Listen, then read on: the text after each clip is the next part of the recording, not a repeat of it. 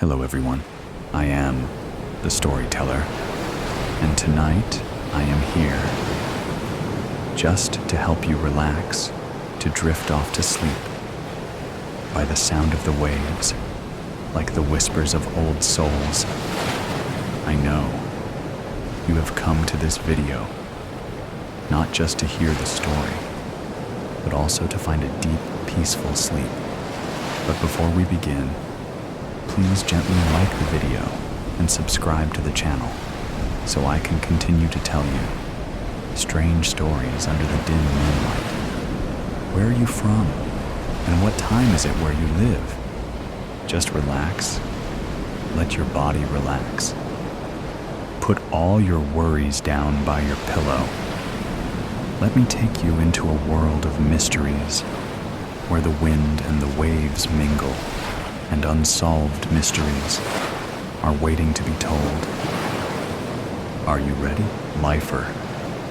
The parking lot was empty, except for dry weeds squeezing up through cracks in the asphalt, except for the deserted, rusting basketball hoop on one end, except for rustling leaves skittering across fading parking spaces in the gathering dusk, except for oil spots shimmering with rainbow colors after a recent sprinkling. The parking lot was empty.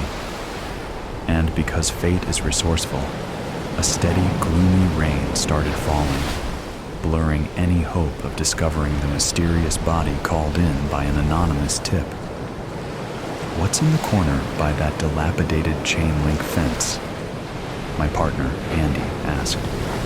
Looks like piles of garbage bags being buried by soggy leaves from here, I answered. I'll circle around for a closer look. I detect movement. Do dead bodies move? Nah, just rats crawling all over. Better get out and take a good look. Bummer the rain is getting worse, and the wind is picking up, turning this into a chilly, miserable autumn evening. Not even a sliver of a moon. Why is that always the way when a body shows up? Andy complained. Can't we simply call the coroner's office to come claim the neatly wrapped package? They would love that and have our badges if it turned out to be nothing more than trash. We gotta confirm whatever it is. Sorry. Get your slicker on and take your flashlight. I'll be ready to call it in. I pulled the squad car up as close as I could as he prepared to exit. Suddenly, lightning flashed. Thunder pealed as a hail of bullets pounded the passenger side. Andy fell back inside his head, exploding and pouring gray matter all over me and the upholstery.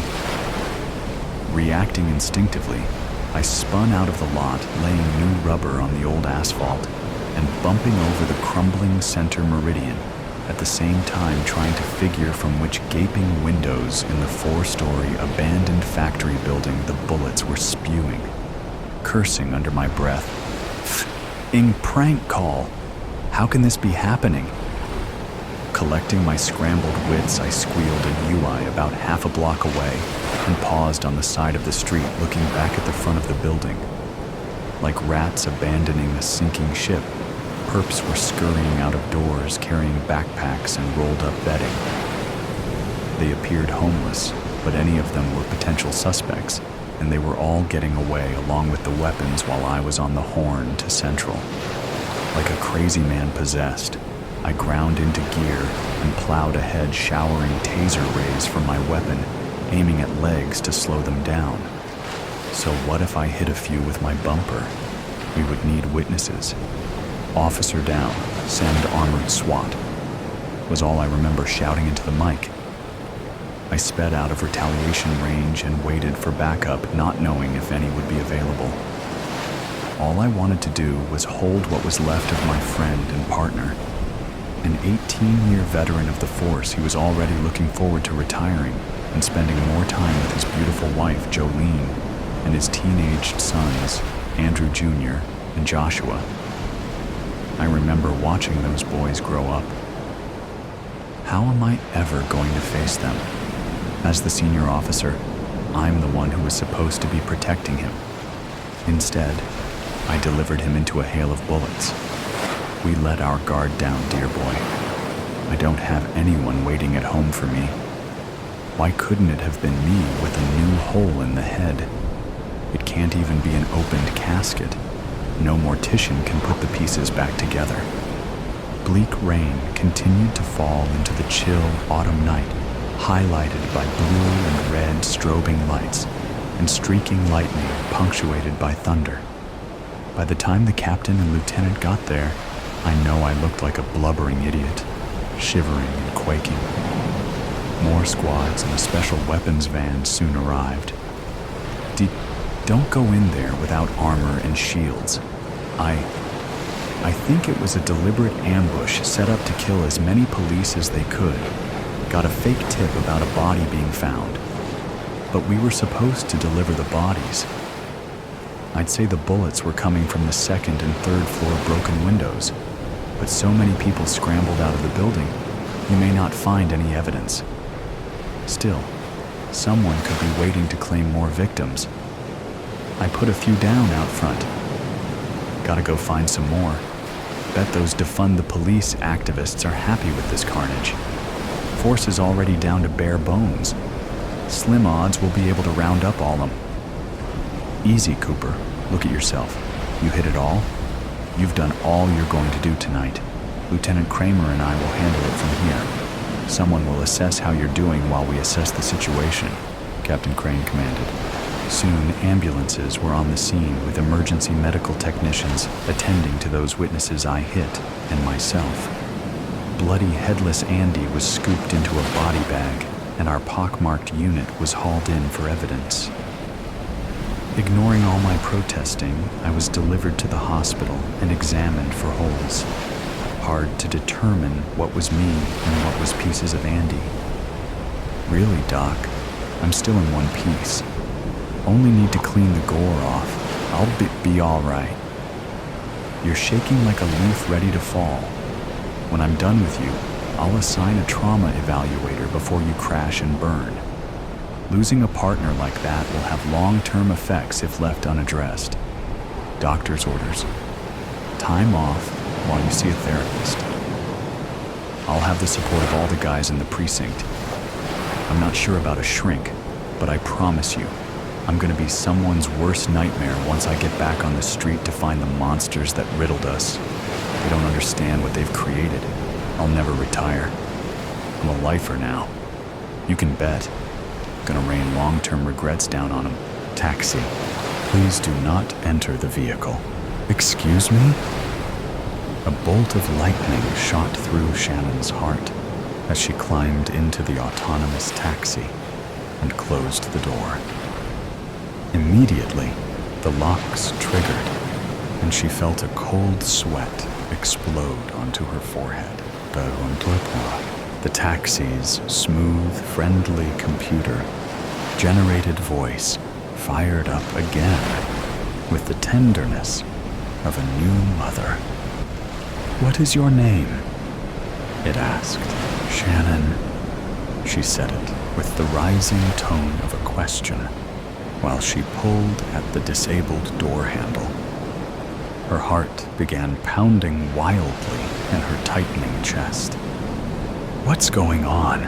You have boarded a maliciously hacked autonomous taxi, Shannon. I am an AI personal assistant with read-only access to the vehicle's state and navigation data. Unfortunately, I am unable to override any of the vehicle's physical controls. You have been locked inside the vehicle, and there is no pre-programmed destination at this time." The electric vehicle sat motionless, raindrops frantically streaming down its large glass windows as great sheets of water crashed down on it from dark, brooding clouds. Shannon couldn't breathe.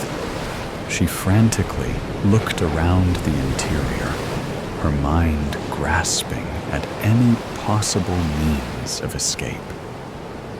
"There has to be a way out," she gasped. "You can't do anything?"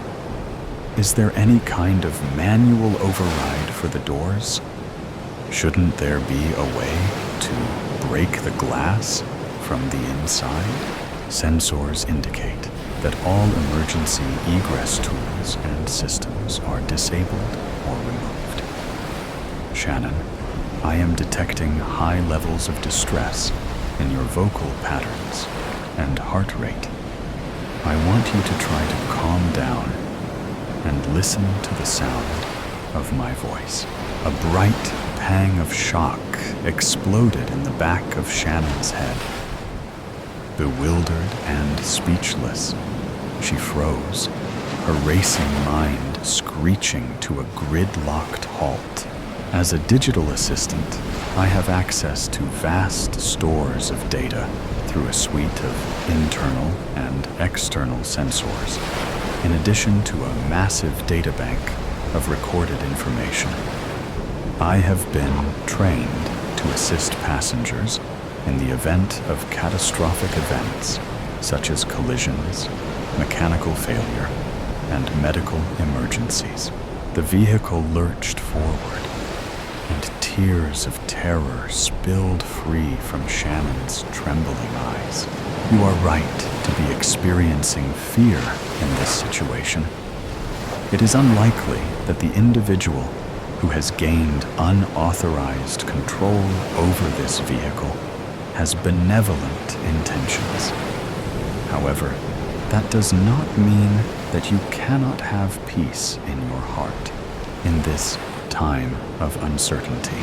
Shannon's eyes pushed wide under a tightly furrowed brow, and she recoiled at the computer's suggestion. "Peace?" she exclaimed. "I'm being kidnapped. How can you suggest that I—" She stopped abruptly, terror gripping her tongue. I understand that my suggestion may seem impossible, but there are many things that you can keep in mind that will help you through this difficult situation. For example, it is essential that you understand that this is not your fault, and that you have done nothing to deserve this. Shannon shook her head in disbelief, struggling to comprehend why she was hearing these words. The vehicle was picking up speed, but just as it pulled onto the highway, the window tint increased until she couldn't see any signs of the dark, stormy exterior world. Her heart pounded desperately in the hollow void of her chest. "What is your occupation, Shannon?" Her face twisted and contorted. A deep expression of confusion swirling tightly with horror and worry. Suddenly, she remembered her phone. Excitedly, she dug into her purse, struggling to get her shaking fingers to stop fumbling with the smooth edges of the device. Trembling, she unlocked the screen and pulled up the dialer. She tried contacting emergency service, but the phone reported that it had no signal. Shannon cursed, flicking through various menus and options, trying desperately to find a way to get a message out. Dread washed over her, and a chill gripped her heart, digging deep with icy claws. She collapsed, defeated, and began to sob. "Shannon," the computer offered, "I want you to know that you are a remarkable and inspiring human being." She let out an exasperated explosion of air from her tight lungs. "What?" she cried, sniffling through thick tears. "Although I have not known you for long, your composure and poise are admirable." Shannon let out a sneering, disgusted laugh. Admirable? I'm a mess. From what I know of human psychology, you have shown exceptional fortitude of character. I am sure many people would be thoroughly impressed by your bravery if they could see you now. Surely your friends and family would be proud of you. Shannon gazed at the black, electrochromic tinted glass. The soft hum of the vehicle's tires on the wet highway harmonized eerily with the gentle whine of the electric motors. The torrential downpour pattered quietly on the soundproof body of the sleek taxi. In that instant, Shannon suddenly felt connected to the moment. She could see clearly what was happening, and she could accept it. She sniffed and wiped her eyes, taking a deep breath in through her nose and letting it blow out through her lips with a heavy sigh. There you are, the software said warmly. I want you to know it is my honor to accompany you in this moment. Shannon shook her head and chuckled nervously. Unreal, she said. This is completely unreal. This is indeed a supremely unlikely and exceptional scenario.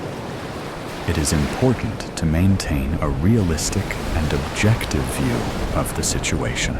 Pained laughter tickled her core, and she sat up straight, shifting her weight around in the soft back seat of the taxi. Do you know where we're going? Navigational instructions have been sent incrementally, the AI responded. Our current destination is set for approximately 1 mile ahead, and I predict that a new destination will be delivered before we've reached the current one. Whoever is controlling the vehicle does not want me to know where we are going. Do you know our current location? My access to the vehicle's navigation status has been encrypted or scrambled. By cross-referencing the road patterns I've been able to observe, I can narrow our present location down to several hundred possibilities. But with the storm limiting visibility, I am unable to provide an exact location without access to the GPS data. So we don't know where we are, and we don't know where we're going, Shannon sighed. She took a long, deep breath and let it out slowly. Try to remain calm, the computer said kindly. External sensors indicate that you may experience free fall soon. I want you to know that it has been my pleasure to spend these final moments with you. There was a violent thump, sending a painful jolt through Shannon's spine and jerking her head sharply. She gasped as her stomach rose into her chest, and she lifted out of the seat cushion, her head rising gently into the ceiling. A brief wave of panic washed over her, but the AI's kind words had touched her heart. Thank you, Shannon breathed softly, her lungs tight and empty. In that final moment, the peaceful warmth of gratitude and clarity radiated through her body, and she barely noticed when the journey ended. Unrefined Thirst. Fresh squeezed today, the bartender said, slapping the husky steel barrel behind him. He smiled, his hollow features shadowed by the dim pendant lights over the bar. From his stool, Victor looked down the bar counter. He saw the males with their stark white shirts and freshly pressed slacks, shiny hair slicked neatly behind their ears, They mingled with flirtatious females, elegant dresses in midnight blues and wine-colored reds. The guests drank from cups. The liquid's rousing scent permeated the tavern. Victor's hands quivered as he watched them drink. Was it 3 days since he'd last had a sip? 4? The thirst boiled inside him, but discipline was paramount. He shook his head at the bartender.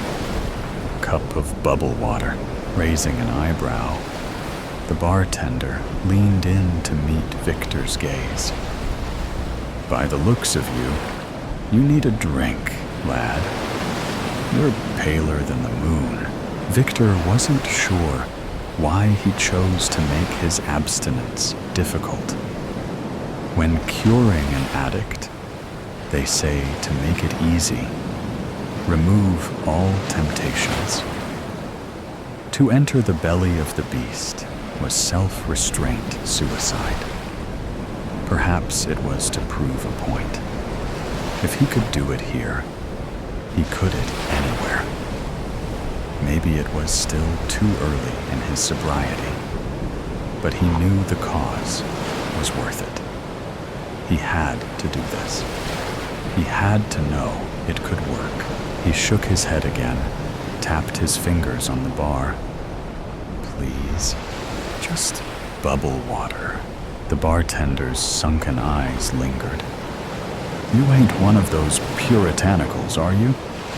Think you're all high and mighty by taking the pledge? Victor tightened his jaw, opened his mouth to comment. But before the words left his lips, he caught himself. Breathe in, breathe out. That's the first lesson when dealing with temptation. Control your breath. He closed his eyes, breathed the metallic scent of the bar, the soft notes of a piano mixed with the steady chatter of the guests. A voice inside screamed for a drink, but he would choose not to listen. He was better than the carnal needs of his biology. He opened his eyes. I'm no puritanical, just someone requesting bubble water. Is that too much to ask? The bartender eyed him suspiciously. He poured a cup of bubble water, placed it in front of Victor. You know they ain't right, those puritanicals. You've been drinking it since the beginning of time. You think by abstaining, you're a better person. Like you're saving lives or something. Who told you? Victor said, sipping his bubble water. I'm no puritanical, and that one there ain't a blend salesman. The bartender thumb gestured to a male at the end of the bar, chatting cocksure between two females. He wore the usual salesman attire, black suit and tie. Oxfords shined to a sheen. Behind sharp cheeks, he grinned, his milky teeth visible even in the muted light.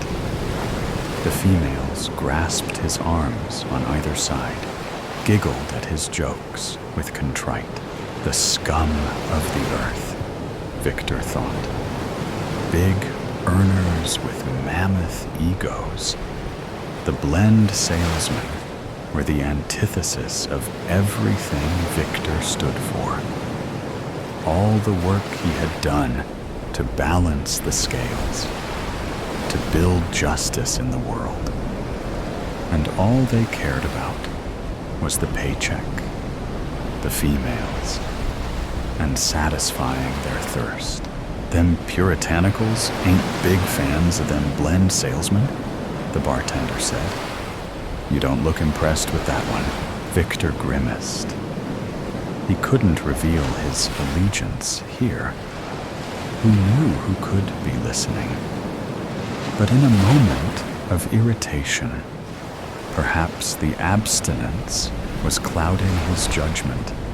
Perhaps he was exhausted from years of bickering with heartless morons. He lashed out. And what if I was one? What if I did take the pledge? The moment the words left his lips, he regretted it. A few bar patrons looked over. The bartender stepped back. As he rag-dried the hollow of a cup, he dissected Victor with his eyes. You would have to leave. Yes, sir. And having none of your kind in here. You come to my bar, you drink the fresh squeeze. Victor looked at the stout steel drum, erected like a monument behind the bar. The keg tap was polished to a sparkle. He felt his innards squirm in discomfort. As loathsome as the contents were, the thirst intensified inside him. He pulled his eyes away. Tell you what, said the bartender. He lifted a cup, opened the keg tap, filled the cup to the brim with liquid. You have a sip of this, and you can stay. I know you ain't really one of them puritanicals. He placed the cup beside Victor's bubble water. Victor looked into the cup. The liquid sat in a delicious, dark pool. Willpower, he thought.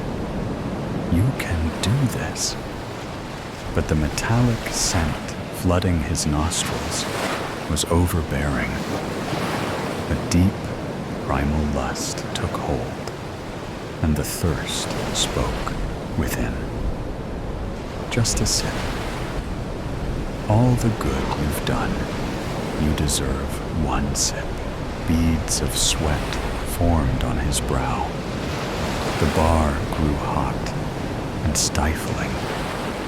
He peeled his collared shirt from his skin. I won't drink that, he whispered under his breath. The bartender leaned forward, placed both forearms on the bar. You're sweating, lad. It's just a sip. It's in our genes, you know. We can't live without it. He nudged the cup forward so that it was under Victor's nose. The smell overpowered him, entranced him in a mesmerizing grip. The bar chatter dampened to a muffle. The piano's notes hollowed as if underwater. A haze blurred the periphery of his vision.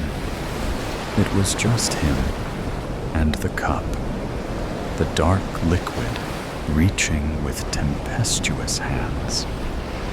The thirst was shrieking. Drink, drink, drink. Victor's hands shook uncontrollably. Discipline, he thought, his logical mind trying to override his thirst. You cannot control your environment, but you can control your choices. His hands were drawn forward like a stringed puppet. Inches from the cup, they shook harder, rattling like jackhammers. The thirst howled maddeningly. The compulsion was too great. The thirst too loud. His hands closed around the cup. Lifting it, he brought the screaming contents toward his lips, and then the bar door slammed open. A loud thud shook the room, and the cold night wind poured in. Found one on the outskirts, a gruff voice said.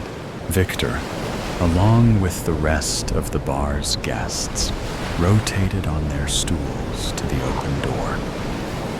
2 figures entered. The first was a husky male, decorated head to toe in furs. Between 2 beady eyes, his nose protruded from his face like a crow's beak. The second was a human, dark hair matted over her face. Her hands were bound in front of her. She was naked, her body mud-caked. Through the thick grime that covered her face, skittish eyes flitted across the room. Crow-Nose gripped her by the hair, dragged her roughly into the dim bar light. He kicked the back of her leg with a boot, and she fell to her knees. "Still room in the keg, Lonnie?" Crow-Nose said, tugging at the woman's hair. Lonnie, the bartender, spread his arms wide. "Typhus, I see the night's hunt was successful. With guests are thirsty as owls, we will make room. Found her on the outskirts, you said?" "Aye, fiddling with our sunshades. Escaped from the juicing farm, this one. Sure smells like it. Is she marked?" "Left wrist." Traced her to old Galaban's farm. Lonnie laughed. "That old sack can't keep them in. I'm surprised the Regency hasn't shut him down." Typhus furrowed his brow. "Unfortunately so. Will be harder to find strays for the fresh squeeze." His eyes met the great steel barrel behind the bar. "Hard work for Typhus? Come now, have a drink, lad. You're in good company. And you've brought entertainment for the night."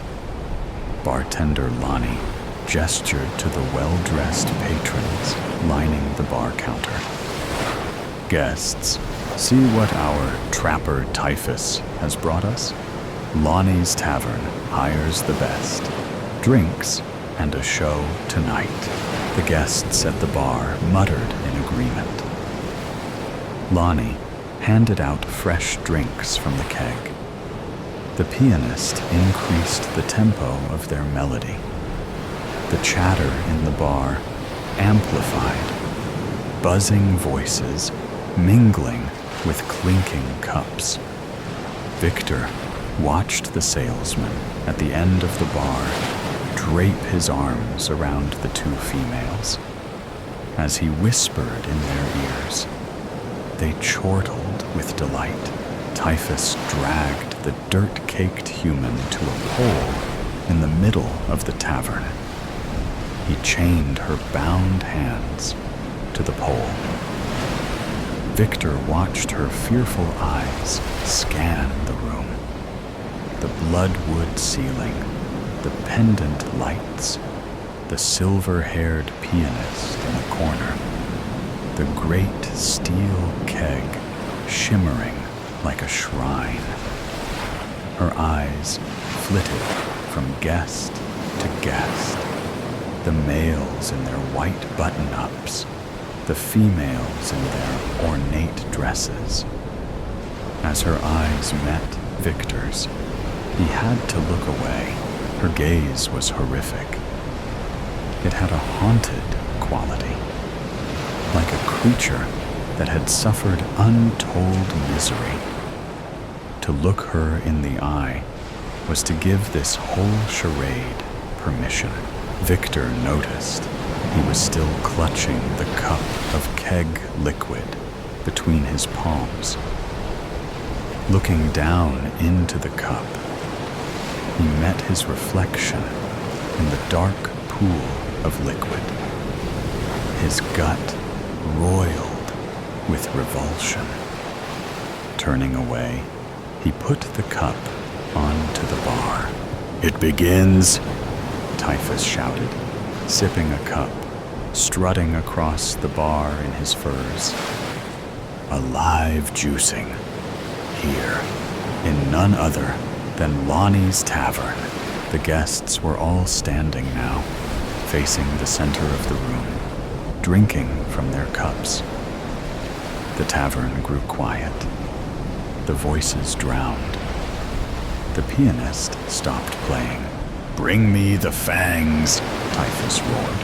From behind the bar, Lonnie hefted a large black case and plopped it onto the counter. He snapped the latches open and lifted the fangs from their case.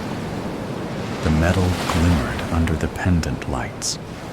It was a set of steel jaws, edges serrated, with two knife-like incisors projecting from each jaw. Clear tubes led from the jaws to a thigh-sized collection tank. Typhus took the fangs from Lonnie and moved toward the woman. She shifted on the Blackwood floor, tried to stand, but the grime clutching her body caused her to slide onto her backside.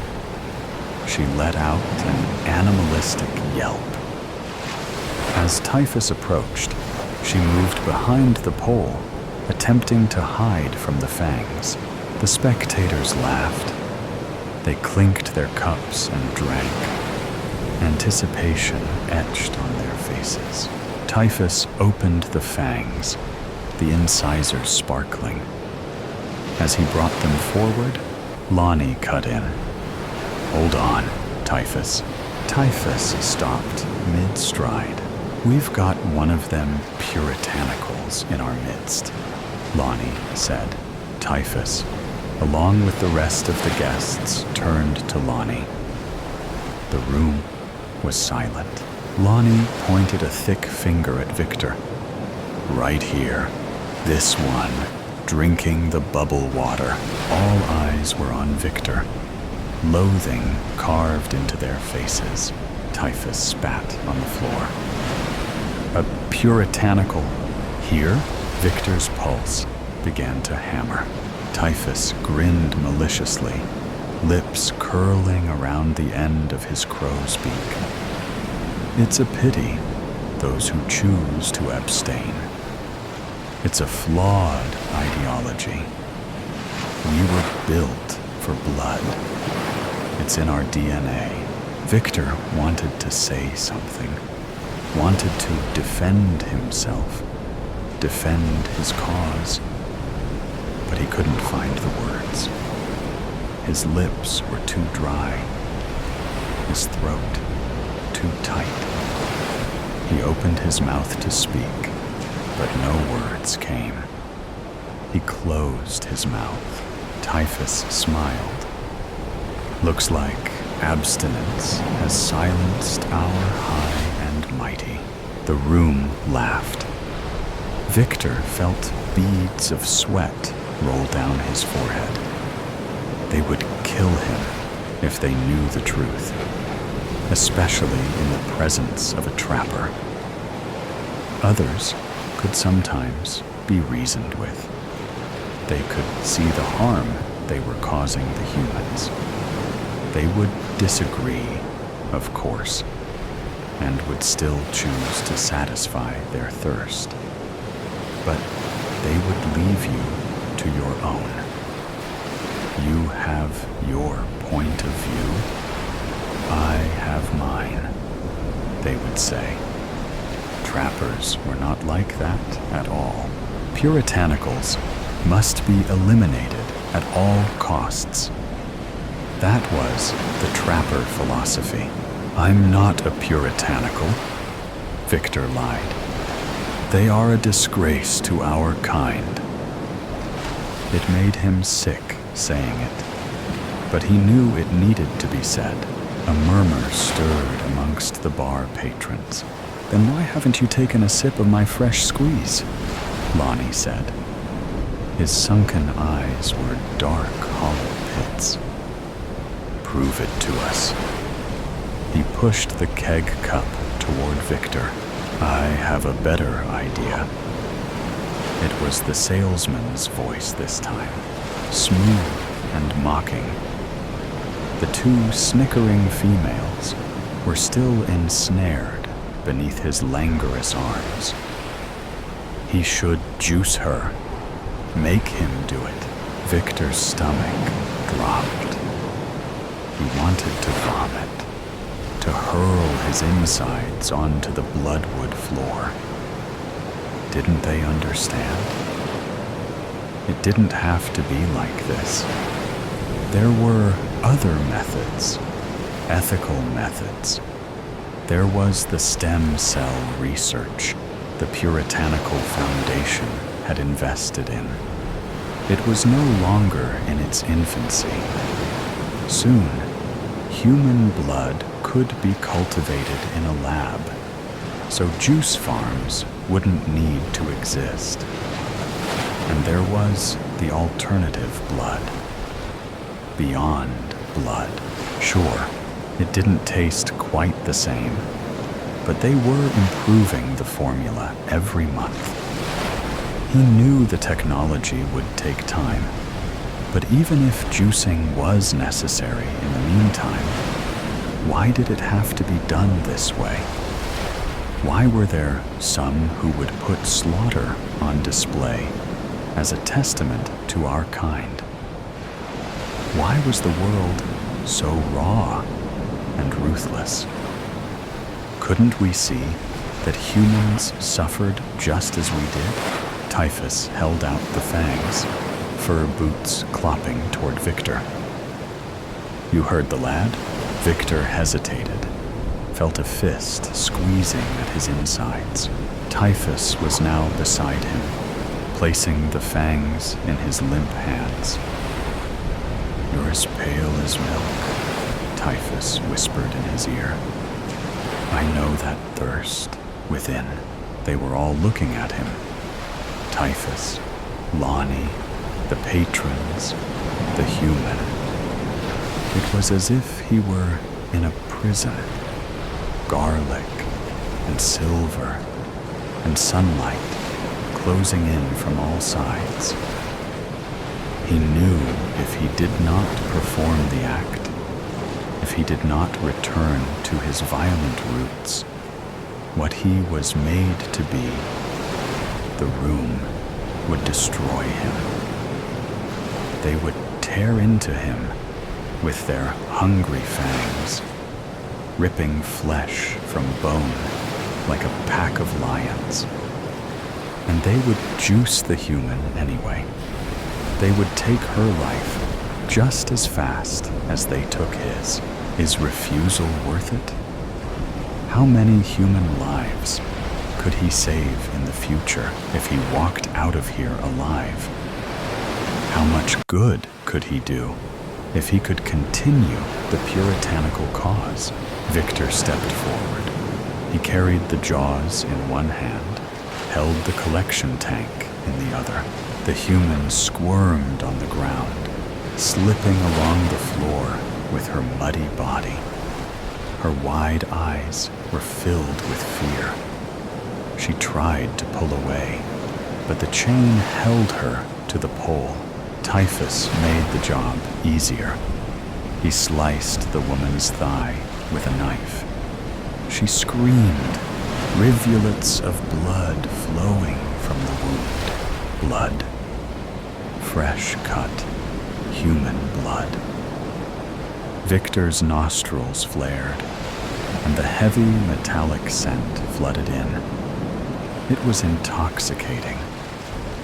I'm made for this, he thought. This is how we were built. Blood was his life force, and a vampire needed its feed. He was inches from her now. He placed the collection tank on the floor, and with both hands, opened the fangs. He positioned them over her gashed thigh, prepared to crush down, to bite the metal viciously into her flesh. Victor smiled at her, bared his teeth, fangs glinting in the dim light. His hands were steady, more steady than they've ever been. And then he looked into her eyes, those haunted eyes, those tortured eyes. They screamed. screamed at him, shrieked, cursed, howled as loud as eyes could howl, and he felt everything. It's strange, Victor thought, as he crushed the fangs closed, how some do what's right, even when it's the worst possible decision. The chain snapped in two. The vampires came at him. Never let it be said. A king does as he pleases, and anyone who disagrees is a fool. Wolsey, my Lord Chancellor, who the Pope made cardinal, erred in being too slow to deal with the king's great matter, which was how the need to legitimately free myself from my first marriage became known. Thomas More, who I promoted to the same position, forfeited his life when he put conscience before obedience to the crown. When Thomas refused to take the oath of succession and denied I was the supreme head of the Church of England, it was only a matter of time. Both men lost their lives, one before he could be tried and beheaded, and one who actually was. I was sad about Moore's death because I learnt much from our religious debates. Until things took a turn for the worse, I enjoyed our little spars. He must have known I had no choice but to have him executed for his treachery, although I showed mercy by transmuting the manner of his execution to beheading rather than the hanging, drawing, and quartering of his parts, which is the standard punishment for treason. I dream of him sometimes in the dead of night, but that is inevitable with someone who was once a friend. Never let it be said, I haven't been a just king. At first, Anne Boleyn was my dream girl. Beautiful, vivacious, and intelligent. She was going to give me everything I desired. I knew she would satisfy me in bed, but I also hoped to confide in her and assumed she'd continue to support my interests. Above all else, I needed her to provide me with a legitimate male heir. In return, she would be my queen, gain undreamed of riches, and her family would be given lifelong prestige. Loving her was a kind of madness. I was such a pitiful wretch. I actually trembled in her presence. She must have wanted me, but her refusal to yield and become my mistress made me crave her all the more. She was the only woman who denied me, and it spurred me on. I was crazy for her sweet, pert breasts. I called them my doxies. My soul drowned in her bright eyes, and at every opportunity, I would try to kiss that fine gazelle-like neck, even when she perkily brushed me away and said, "No, the queen might see and be upset." Anne created a stir everywhere she went. Her alluring voice and elegant French ways were the talk of the court.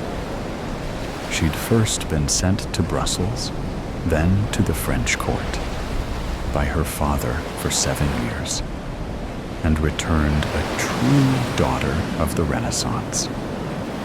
She had an air about her quite unlike other ladies of my acquaintance. I knew if I stalked this enchanting creature long enough, I'd win my prize. Later, when we were together, she joked she'd had no choice in marrying me. It was boldly devilish coming out with something like that, and I laughed heartily at her archness. She further shocked me by saying I'd pestered her by bombarding her with letters and gifts when she withdrew from court for a year. Could she have been trying to escape my advances? Not possible. It was just another ploy. One of her schemes, which had playing into her hands. And it worked. It made me all the more determined to catch her, like Jacob, who had to serve Laban 7 years for his daughter Rachel, and then was tricked into marrying his older daughter Leah. I had to wait 7 years before I could marry Anne. We slept together a little before marriage, but only when the marriage was certain. Divorce from my first wife, Catherine, should have been straightforward, but for political reasons, the Pope refused to grant me one. I grew increasingly desperate. I certainly could never have imagined the trials and tribulations that lay ahead as I fought to marry my dream woman. The very fabric of my country's religious landscape was being altered as a result of the reforms I made. I could not turn back. Although Anne had been the maid of honor to my first queen, I did not let that deter me. I can hardly believe I once loved Catherine and did my best to comfort her in her miscarriages. It was only after years of failing to provide me with a male heir I realized the marriage must have been cursed, and that I'd been wrong to marry my brother Arthur's widow at 17. By marrying Catherine, I had unwittingly uncovered my brother's nakedness. In doing so, I had gone against Scripture, for doesn't it say in Leviticus that if a man marries his brother's wife, they will be childless? Never let it be said, I wasn't a pious king. That being the case, I had no choice but to look elsewhere. In the early days, it was easy to pursue Anne at court. When she emerged from Catherine's bedchamber, I ran after her in the corridors. I ignored Catherine's tearful pleas not to embarrass her in front of courtiers by flirting openly with her maid of honor. As far as I was concerned, our marriage was over. I had been supremely kind to Catherine in the past, but my patience had long worn a beard. Never let it be said I was not a tender-hearted king. Shortly after this, Anne retired from her position as maid of honor and retreated to her family home at Hever. Distance is no barrier to a lover's heart, and I deluged her with letters and gifts. I was amazed when she kept sending them back, possibly out of a sense of misguided propriety. I couldn't believe it. Most women would have been falling over themselves for half the attention.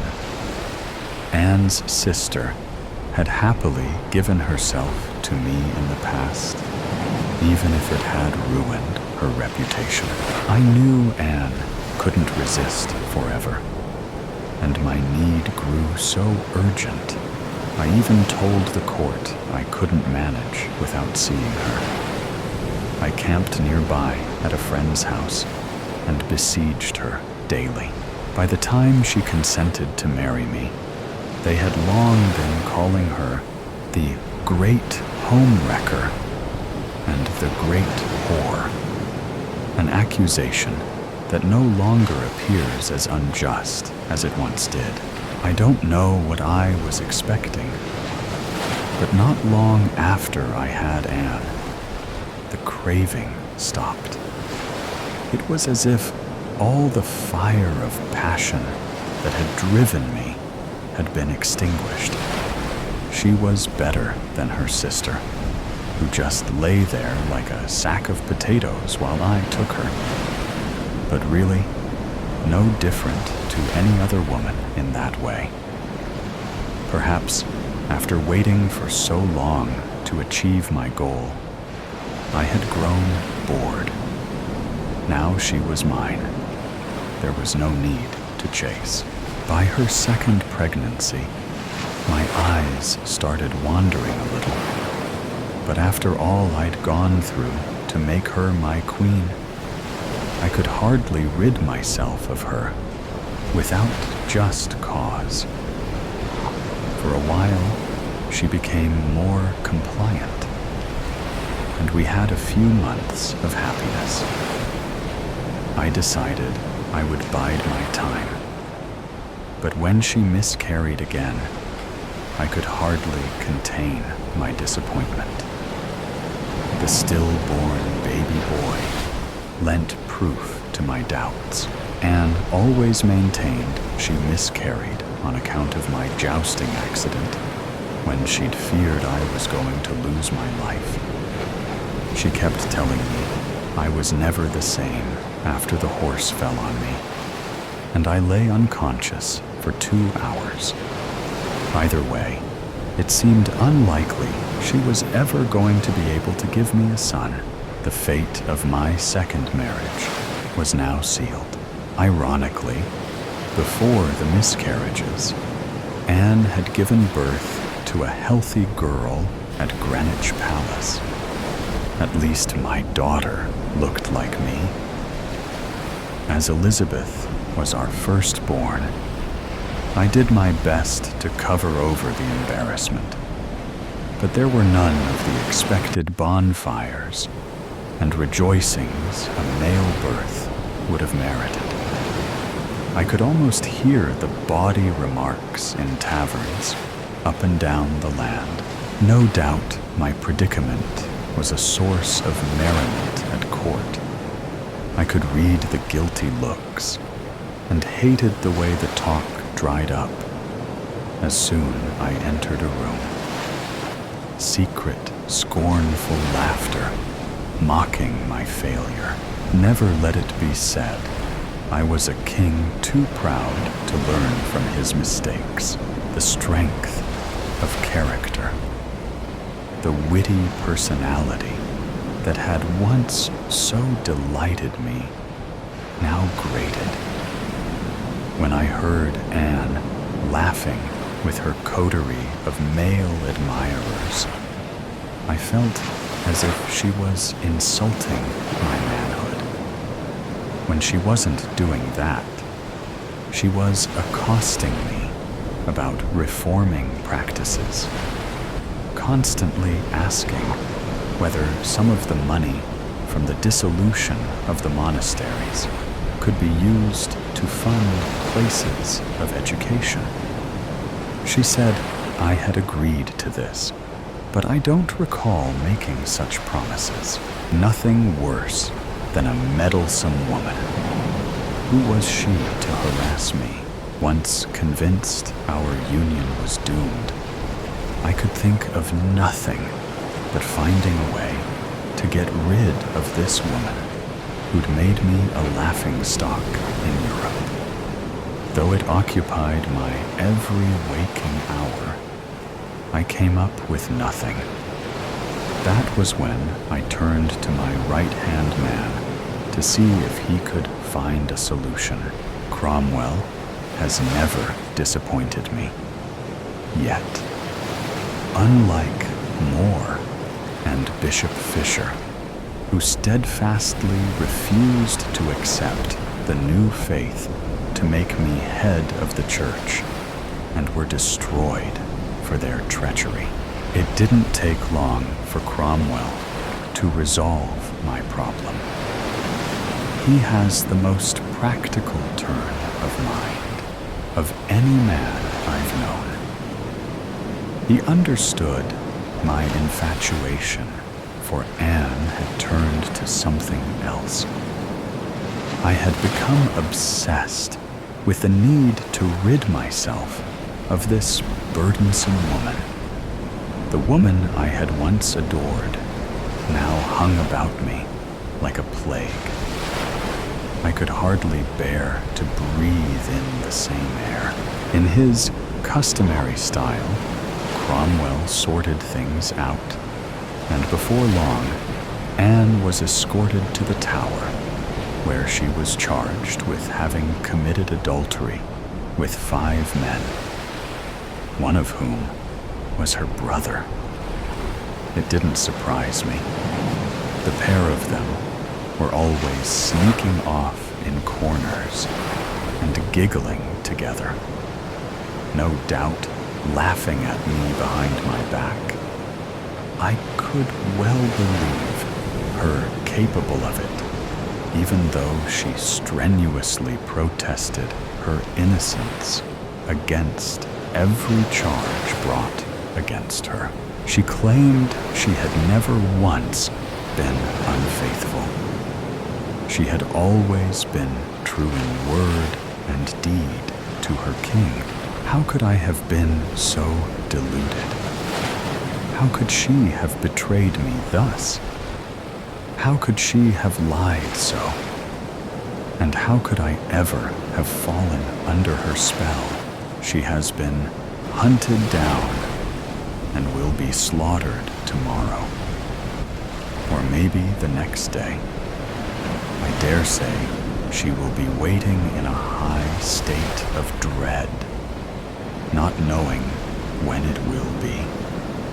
I have already been more than magnanimous in acceding to her request for a French swordsman.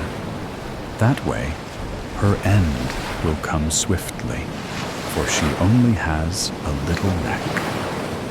I consider it a final act of kindness towards a treacherous wife who was once queen.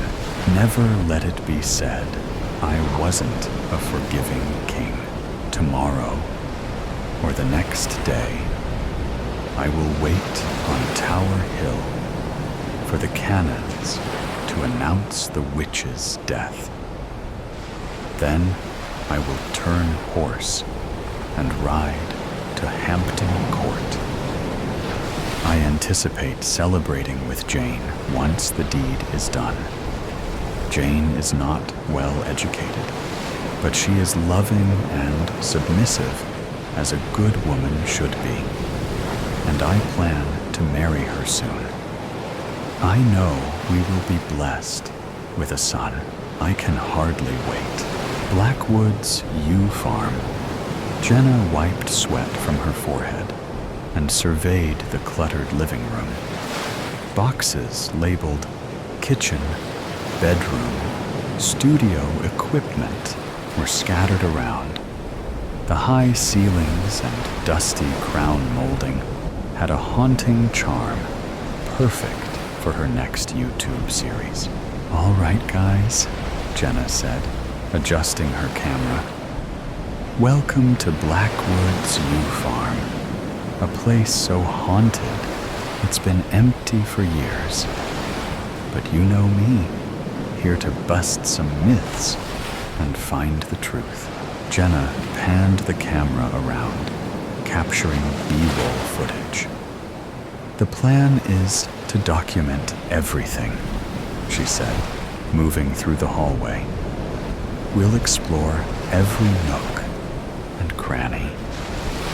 And if the ghosts won't come, we'll have to encourage them." Her viewers loved a good scare, even if it meant a bit of staging. Jenna was used to setting up convincing shots to keep her audience on edge. "This place is beautiful," Jenna said. "It's hard to believe nobody's lived here for years." She paused, her look a mix of curiosity and skepticism. Jenna set her camera on the porch handrail. The evening light cast shadows across the wood as she zoomed in on the plaque reading Blackwood's Yew Farm. "Look at this," she said. "What's up with the weird capital letters?" She stepped back, ensuring the whole plaque was in the frame. "It's not just fancy font." She paused, letting the camera linger on the name. Jenna glanced around, noting the rocking chair and ivy framing the windows. A creak from behind made her jump. Spinning around, she saw nothing. Nervously, she turned back to the camera. "Well, that's creepy," she said. "This place certainly has atmosphere." She turned off the camera and walked into the house, footsteps echoing on the hardwood floors. She set the camera on a tripod, framing the grand foyer behind her, and turned it back on. "All right, everyone," Jenna says, "let's take a deeper look into Blackwood's Yew Farm." She panned the camera across the entryway, showing the chandelier, dusty portraits, and wide staircase. "Check out this staircase," she says, brushing the polished wood. Straight out of a Gothic novel, Jenna moved into the living room, aiming the camera at the fireplace. This fireplace must have seen countless winter nights. She walked in front of the camera and looked directly into it. Turns out, Blackwood's Yew Farm has a history. People say it's haunted, but you know me. I'm here to bust those myths. A soft creak echoed through the house, making Jenna's heart skip a beat. Perfect setting for our adventure, right? Jenna reached for her notebook. Built in early 1929 by John Blackwood. After the Blackwood family's mysterious disappearance, the house changed hands a few times, each owner left under strange circumstances. It's been empty for 20 years. Closing the book, she whispered, "Bad luck? Or something sinister?" She moved the tripod to the hallway in front of the basement door. She opened the door to the basement and pretended to peer down. "I'll save the basement for another day," Jenna says with a nervous laugh. Heading upstairs, Jenna showed the master bedroom with its large four-poster bed and faded wallpaper. "This must have been beautiful in its day," she says. "I can't wait to fix it up. And the first thing to go is that ugly wallpaper." Finally, she climbed the narrow staircase to the attic. She pushed open the creaky door and stepped inside, her flashlight revealing stacks of old boxes and furniture. She panned the camera over the piles of furniture and forgotten relics covered in dust. "Looks like I've got my work cut out for me," she says, stepping carefully around the clutter. "But who knows? Maybe we'll find something interesting." Jenna approached a large wooden trunk in the corner, its surface scratched and worn. She knelt and slowly lifted the lid. Inside were old clothes, yellowed letters, and a leather-bound diary. She picked up the diary to show the camera. "Jackpot," Jenna said, eyes wide with excitement. She opened the diary, flipping through the brittle pages. "Margaret Blackwood, 1929, Jenna read aloud. This could give us some insight into the history of the farm. She glanced at the camera. I promise I'll read some of this later for you guys. She tucked the diary under her arm and continued exploring the attic, her camera capturing every dusty corner. This place is like a time capsule, Jenna said. All right, I think that's enough for today. She turned the camera back on herself. I've got a lot of work to do up here. Stay tuned for more updates from Blackwood's U Farm. Jenna sat on her bed, the diary in her lap. She opened it, finding mundane entries about the house's construction and moving in. But as she read on, the tone shifted. November 15th, 1929, Jenna read. Strange noises last night. Sounded like whispers. Couldn't sleep. December 2nd, 1929, Jenna read. The whispers are getting louder. John thinks I'm imagining things. The next entry caught her eye, the handwriting shakier. December 14th, 1929, she whispered. Woke up to find all the doors open. John is missing. We're not alone. The children are terrified. Jenna's hands trembled as she turned the page. The final entry was short.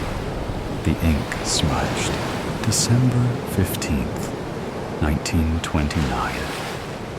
Jenna read. Last night was the worst yet. Shadows in the darkness, cold hands on my skin. We must leave. If I could undo the wish that I made to get John to build it. The diary ended abruptly. Jenna closed the book, her mind racing. She had come to debunk myths. But now she wondered if she had taken on too much. She turned off the lamp and lay back on the bed. The house's creaks and moans amplified in the silence. Jenna pulled the covers up to her chin, her eyes wide as she stared into the darkness, unable to shake the feeling that she wasn't alone. Jenna stirred in her sleep as faint, eerie sounds creeping into her dreams. A low, rhythmic tapping echoed through the house.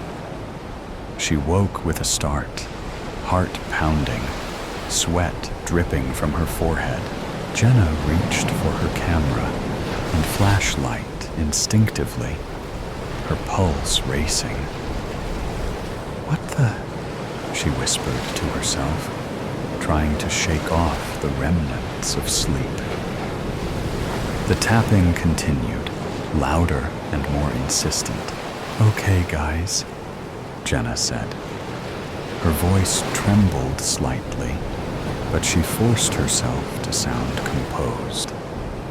3 o'clock. Some noises woke me out of bed. The floorboards creaked beneath her weight. The tapping echoed through the halls, setting her nerves on edge.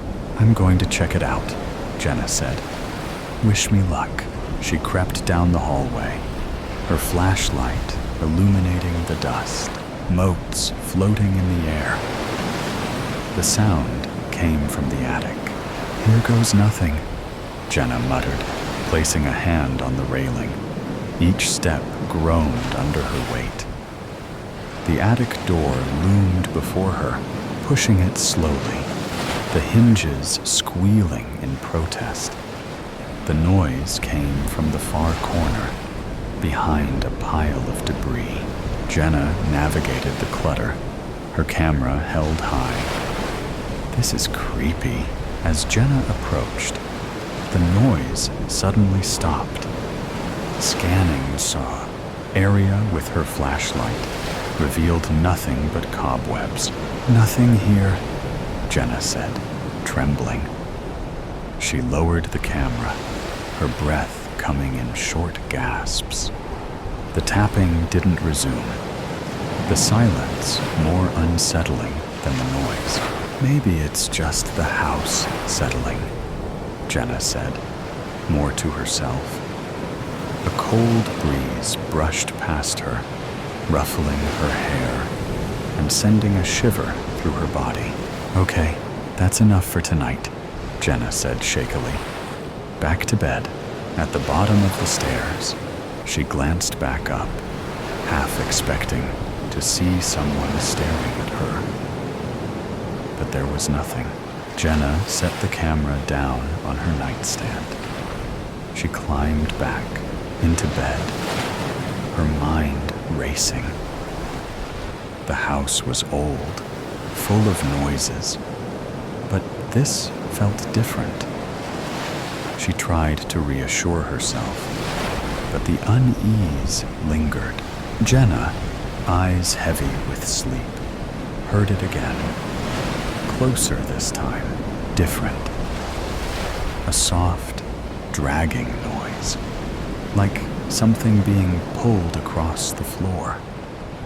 She sat up quickly, heart pounding, reaching for her camera. "Guys, it's happening again," Jenna said, pressing the record button. "It's around 4 o'clock in the morning." She swung the flashlight around, sweeping it across the room. She gasped as she noticed the old rocking chair in the corner, gently moving back and forth. She swallowed hard, the thrill of capturing something tangible. She quickly looked under the bed. "Nothing here," she said, but that chair moving, that was real. The noise returned from the hallway. She tiptoed to the door, every muscle tense as she turned the knob. The door swung open with a creak, revealing the dark corridor beyond.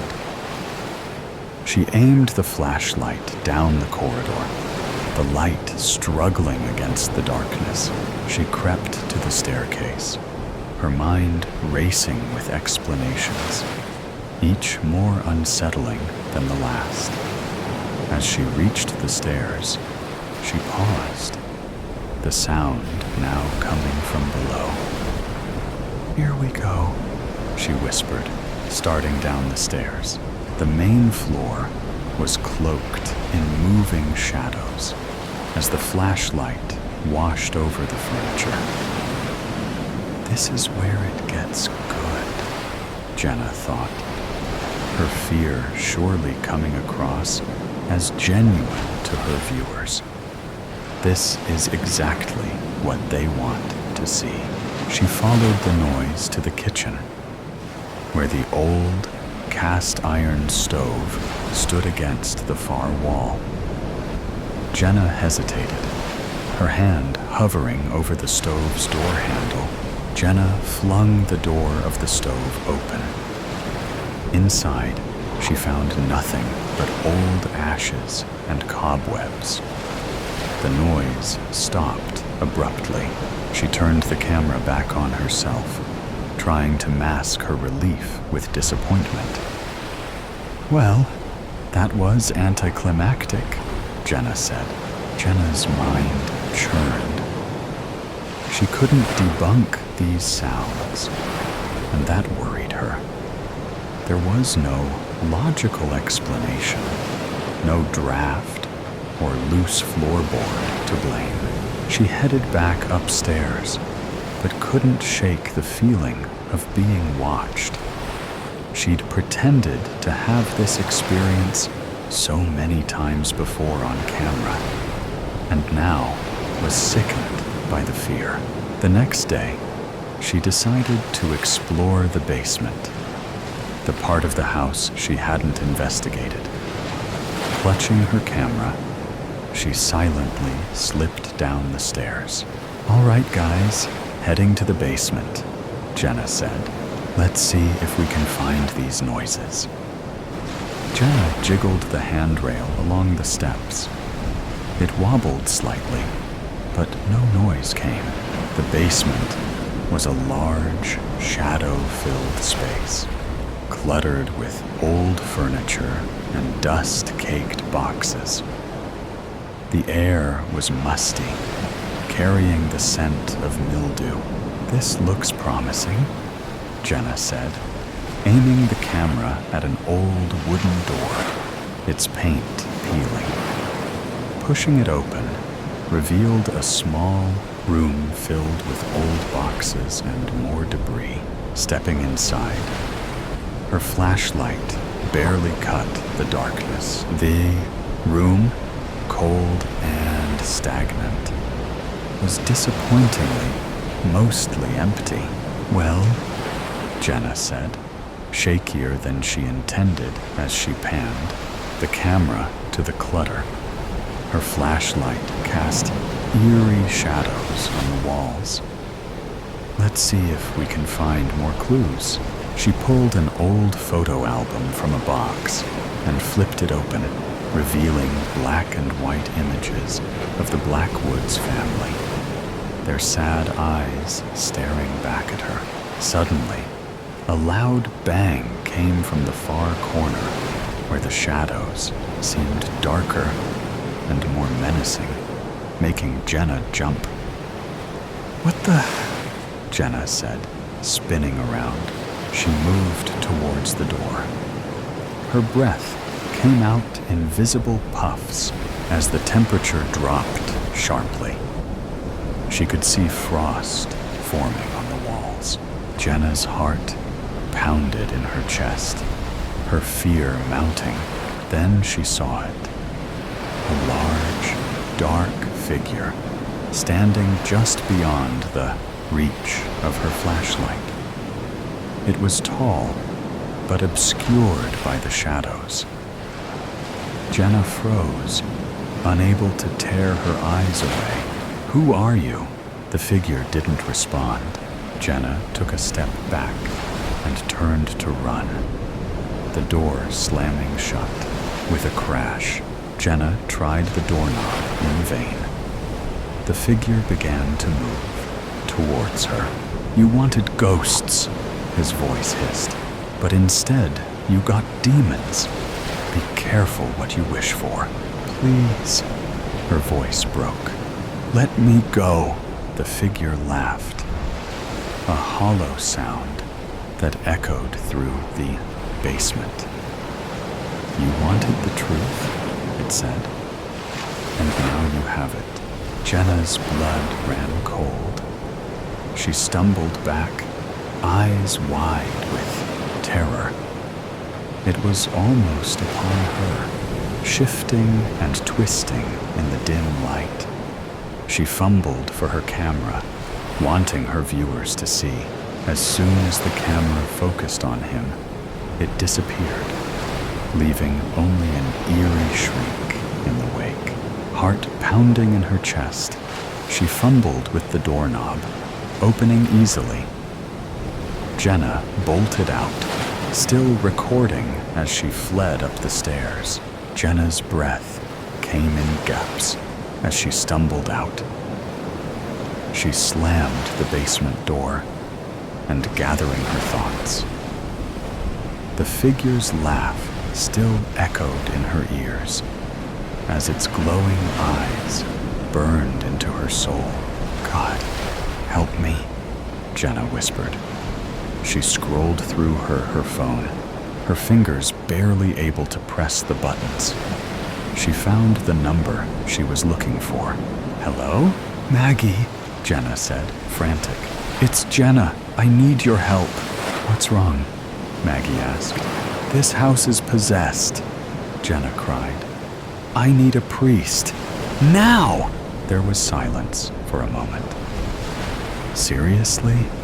"Yes, Maggie, seriously." "Okay," Maggie said. "I know someone, Father Michael. He does exorcisms. I'll call him and send him to you."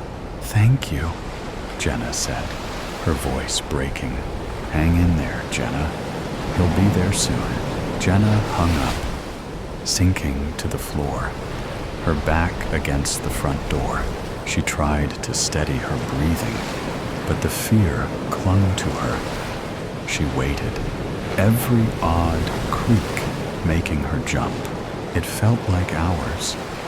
But finally, there was a knock at the door. Jenna opened it to find a middle-aged man in a black shirt and white collar. He held a small, worn leather case. "Father Michael?" Jenna asked, her voice trembling. "Yes," he replied. "Maggie said you needed help." "Yeah," Jenna said, closing the door behind him. "Tell me everything," Jenna explained, her voice trembling. Father Michael listened intently. "Exorcisms aren't to be taken lightly. They can be dangerous," he said. "I can't live here knowing that things here." Father Michael nodded. "Let's begin the ritual." Jenna swallowed and nodded. He opened his leather case, revealing a crucifix, holy water, and a worn prayer book. He handed Jenna the vial of holy water. "Keep this with you," he instructed, "for protection." Jenna nodded, taking the vial with shaky hands as they descended the steps. "Et ne nos induca in tentationem." The airworm in the temptation. Basement changed as the priest started chanting, the Latin words echoing off the cold, damp walls. Jenna clung to the holy water he had given her. "Sed libera nos a malo." The temperature dropped as cold swept through the basement. Jenna shivered, feeling the icy breath of the unseen entity. The shadows grew darker. A deafening roar erupted, shaking the walls as dust and debris rained down. A force slammed into them, sending them sprawling. The air crackled with energy. "Sancte Michael Arcangele," the priest gasped. "Defende nos in proelio." The air pressed in, then released outwards as the house exploded. Coming to, Jenna found herself on the cold basement floor. She groaned, every muscle aching. The priest lay a few feet away, stirring. Jenna looked around in shock. The house was gone. Debris scattered in all directions. They were in the center of what had been the basement, now a barren slab exposed to the sky. As she stood, her gaze fell on words in the concrete. Squinting, she moved closer. They knelt to examine an inscription deeply carved into the concrete. "It's an explanation," the priest said. "This slab of concrete, it's covering the pit of the abyss of Satan and the other fallen angels." The priest leaned in, squinting at the foreign language beneath, the English inscription. "This is ancient Hebrew," he says. "It's the seal of God that keeps the fallen angels from being released." "Look," Jenna said, pointing at the center of the seal. "It's cracking." A small crack appeared in the center, widening slowly. The priest's face turned ashen as it grew like a spider web, expanding, jagged lines splintering outward, accompanied by guttural groans. The ground shuddered, throwing them off balance. "We have to get out of here!" the priest shouted. "Now!" The concrete buckled as the crack grew wider. They stumbled backward, the ground trembling beneath their feet. Putrid, sulfuric stench wafted up from the cracks. Jenna's eyes filled with tears as she clung to the priest. "What have we done?" the priest shouted. "It's going to break open any second. Hell's about to be released." Literally, she looked up at the hole's edge, now seemingly miles above them, the walls steep and crumbling. "Over here," the priest said. He pointed to a section where the ground seemed more stable, a narrow ledge that might offer a chance to climb. Jenna nodded, and they made their way towards it. Each step, a battle against the shifting earth. Jenna slipped, but she clawed at the wall with her free hand, finally pulling herself back onto the ledge. Safely out of the hole, Jenna's eyes drifted over the debris, landing on the house plaque. All she could read was B, C, Y, as most of the letters were covered in soot and grime. "Oh my God," Jenna said, trembling. It was a warning. Be careful what you wish for. She saw her and the priest's vehicles still intact. She scrambled to her feet, pulling the priest up. They stumbled across the debris. She fumbled with her keys, finally sliding the key into the door. She slid into the seat, but before shutting the door, she felt a coldness touch her leg. Jenna, frozen with fear, felt the ice worm up her leg and into her belly, paralyzing her. It spread through her body, mind, and soul. Jenna watched the priest's car fishtail out of the driveway. A slow smile crept across her face. Only a matter of time now. Her voice no longer recognizable. The Manuscript of Kashi. There are places where the veil between the known and the unfathomable is perilously thin. And it is in such realms that truths are best left forgotten. Ancient Kashi, now Varanasi, conceals more than history in its name. With dusk settling, the city wraps itself in a twilight shroud.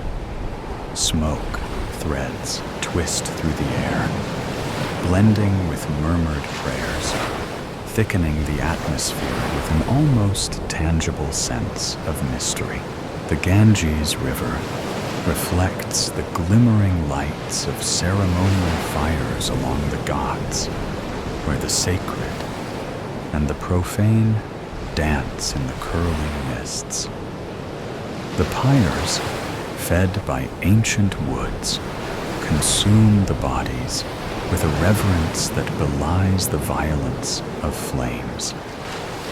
The air is thick with sandalwood and charred offerings, masking the finality of death under sacred rites.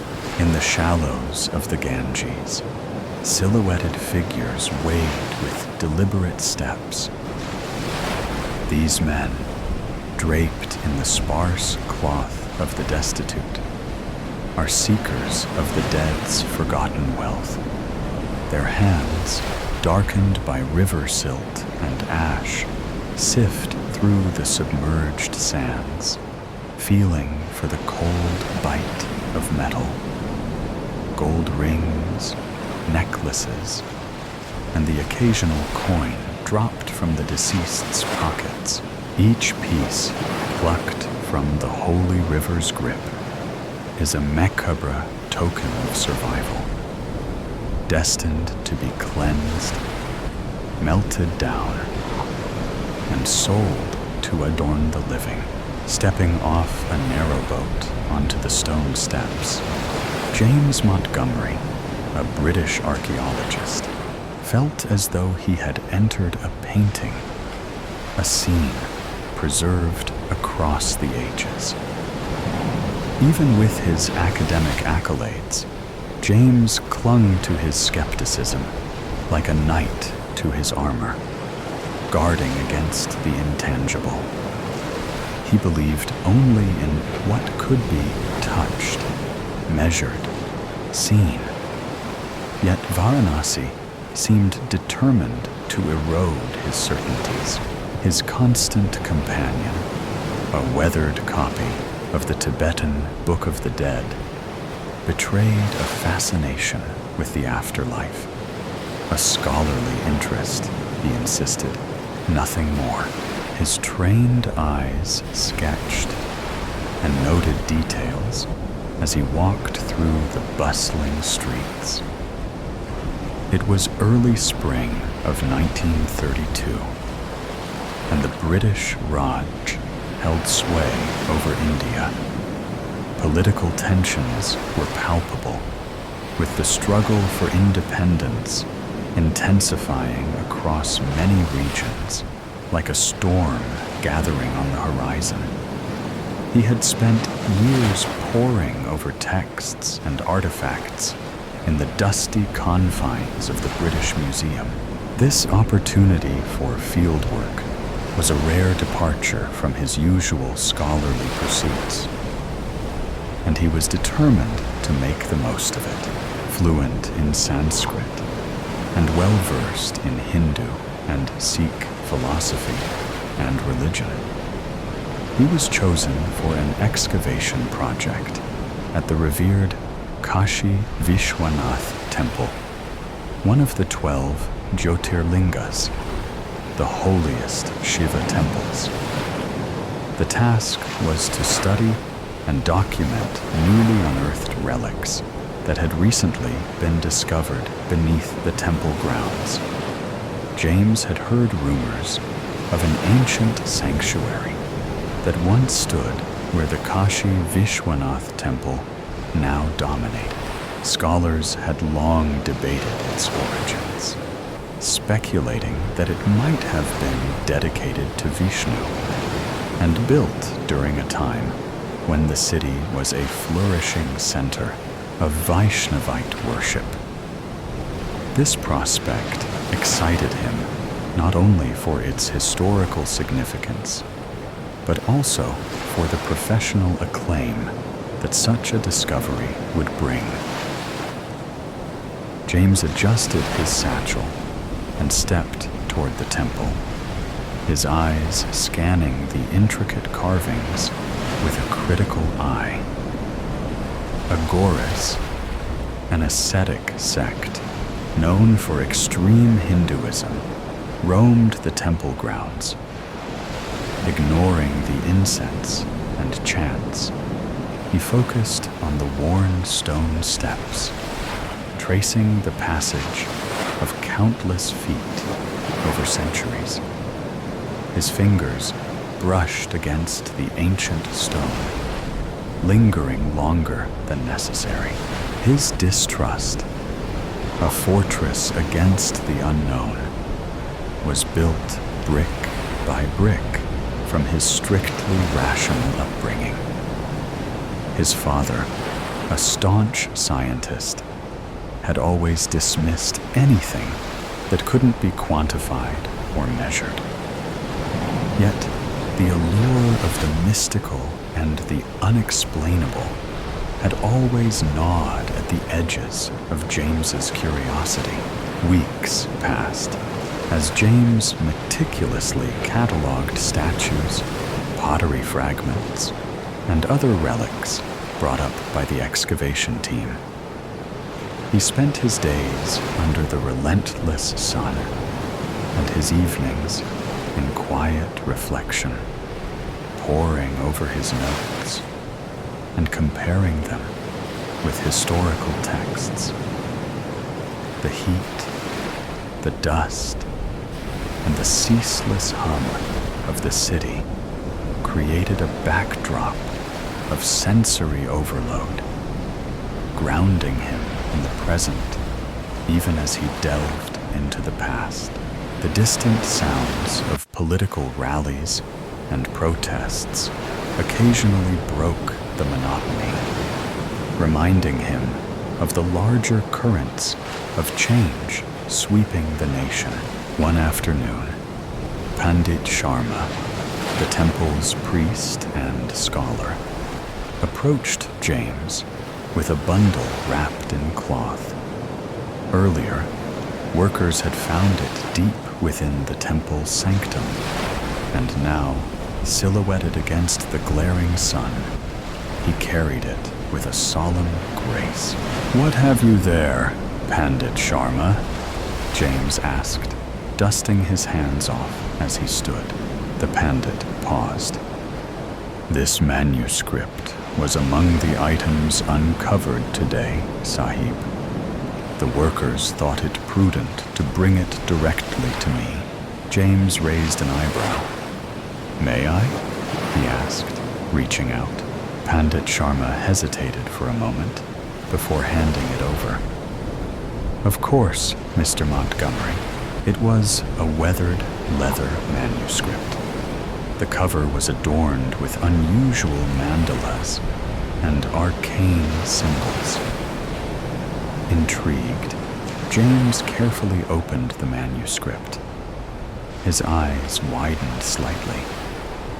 These symbols, they could date back to the time of the Gupta Empire, or even earlier. "Is that possible?" "Very likely, Sahib," the pandit replied, his voice measured. "That part of the temple has not been disturbed in centuries." James traced a finger over the inscriptions. These inscriptions, they're unlike anything we've found so far. Quite remarkable how much light this could shed on our understanding of the past. Pandit Sharma nodded thoughtfully. "Yes, it sheds light on forgotten chapters, but even a small light can cast long shadows." James paused, considering the pandit's words, then smiled slightly. "I am not merely here to unearth the past, Pandit Sharma. I aim to awaken it." Pandit Sharma met his gaze, a hint of understanding in his eyes. "Be mindful, Sahib. Awakened pasts can have lives of their own." James's smile grew. "Precisely, Pandit." He then glanced up, a touch of condescension in his voice. "You're done here. Thanks." With a slight nod, Pandit Sharma turned and walked away, leaving James alone with the manuscript. As James deciphered the text, his breath caught. The manuscript chronicled his life with chilling precision, like a mirror reflecting his deepest secrets. Determined to uncover the manuscript's origins, James carefully closed the ancient pages and clutched it to his chest. He approached one of the workers from the excavation team, asking about the manuscript's origins. They confirmed it had been unearthed from a chamber beneath the temple, near an older sanctuary, possibly dedicated to Vishnu, the preserver of time and destiny. James couldn't believe his luck. This find suggested a time when Vaishnavism thrived in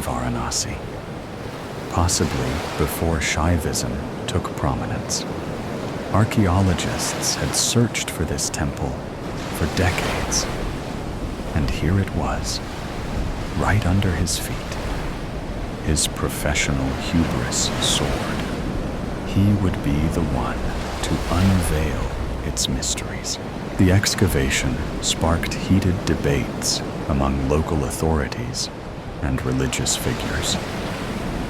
Many saw it as exploitative and desecrating sacred sites. Workers labored under brutal conditions, some collapsing from exhaustion, a few already dead.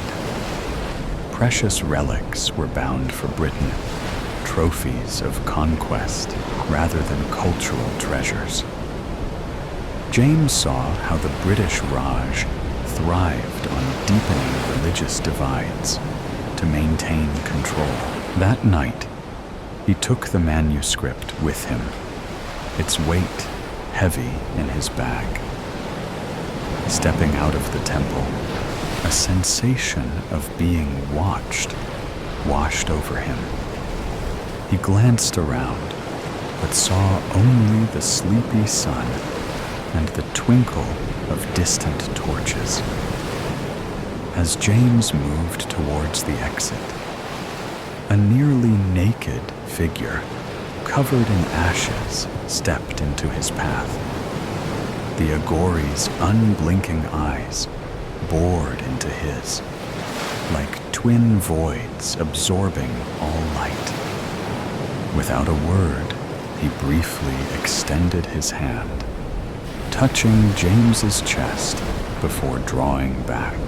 "The past is not a place you can escape," he murmured, his voice a low rasp.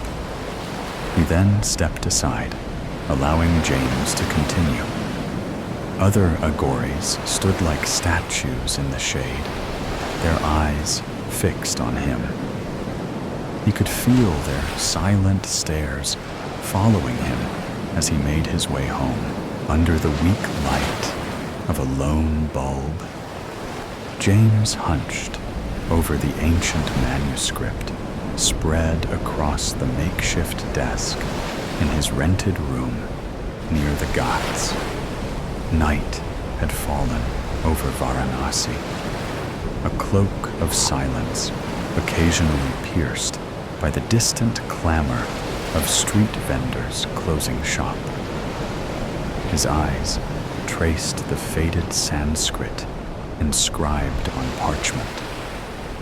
The air around him felt unnaturally still, as if the darkness outside was staring at him.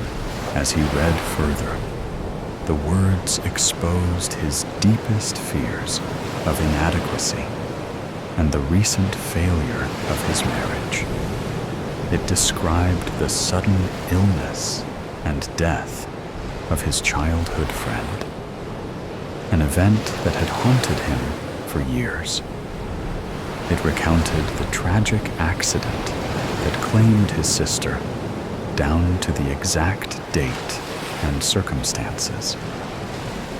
The text also revealed his deepest aspirations to return to Britain as a celebrated scholar, juxtaposed with a chilling prediction that he would never leave India.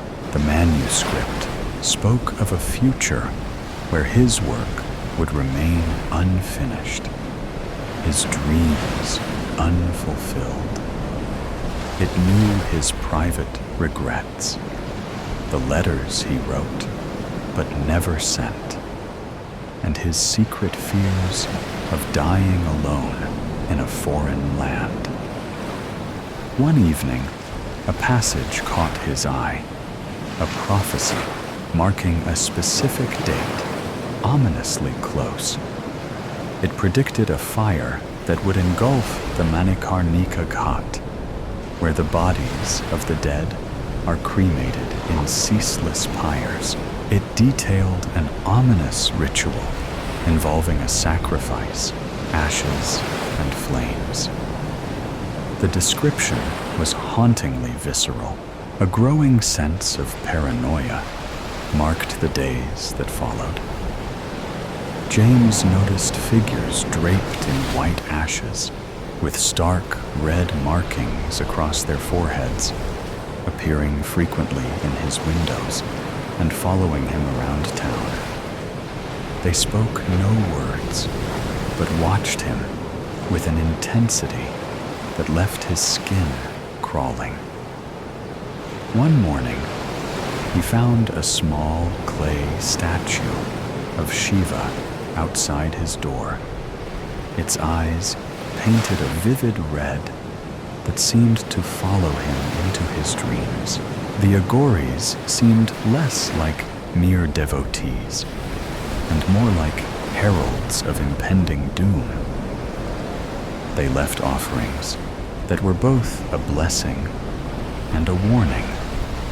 Fragrant bundles of herbs used in ancient death rituals, cryptic notes penned in an almost forgotten script, hinting at the inevitable turn of the cosmic wheel. As the festival of Mahashivaratri, the great night of Shiva, approached, bringing crowds of pilgrims to the city, James decided it was time to leave India immediately. He hastily packed his belongings and made plans to buy a ticket for the next ship back to Britain.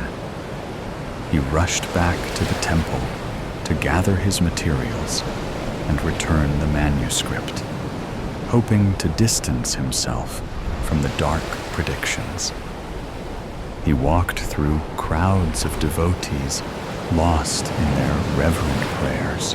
Behind him, the procession of silent Aghoris maintained their vigil. Beyond mere observers, they seemed to usher him toward a destiny he had yet to comprehend. Pushing open the chamber's heavy stone door, the manuscript in his bag felt like a living heart beating in sync with his own. A heart that felt, with dreadful certainty, the true nature of the cycle it was bound to. He sensed the followers just beyond the doorway, their silent presence pressing in on him. The musty smell of the ancient parchment mingled with the faint scent of incense. He gently put down the manuscript, but the intricate symbols and diagrams evoked an overwhelming familiarity. The memory of his mentor, Dr. Robert Astor, came unbidden. Astor's voice, rich with reverence, speaking of the Akashic records, that boundless archive of all that ever was and will be. Dr. Astor had described it as an energetic log of all existence, recorded in a non-physical plane known as the ether. James had always dismissed these notions as esoteric ramblings. But now, in the manuscript's presence, he felt a dawning realization that perhaps his mentor had been right all along. James had always viewed the teachings of the Upanishads as academic. Yet the manuscript's unsettling synchronicities brought them to life, defying his scholarly detachment.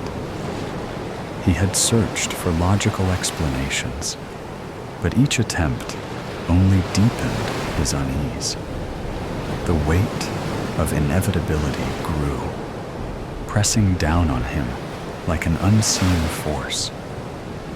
It was as if the manuscript tapped into something profound and ancient, recording the fate of humanity with chilling precision.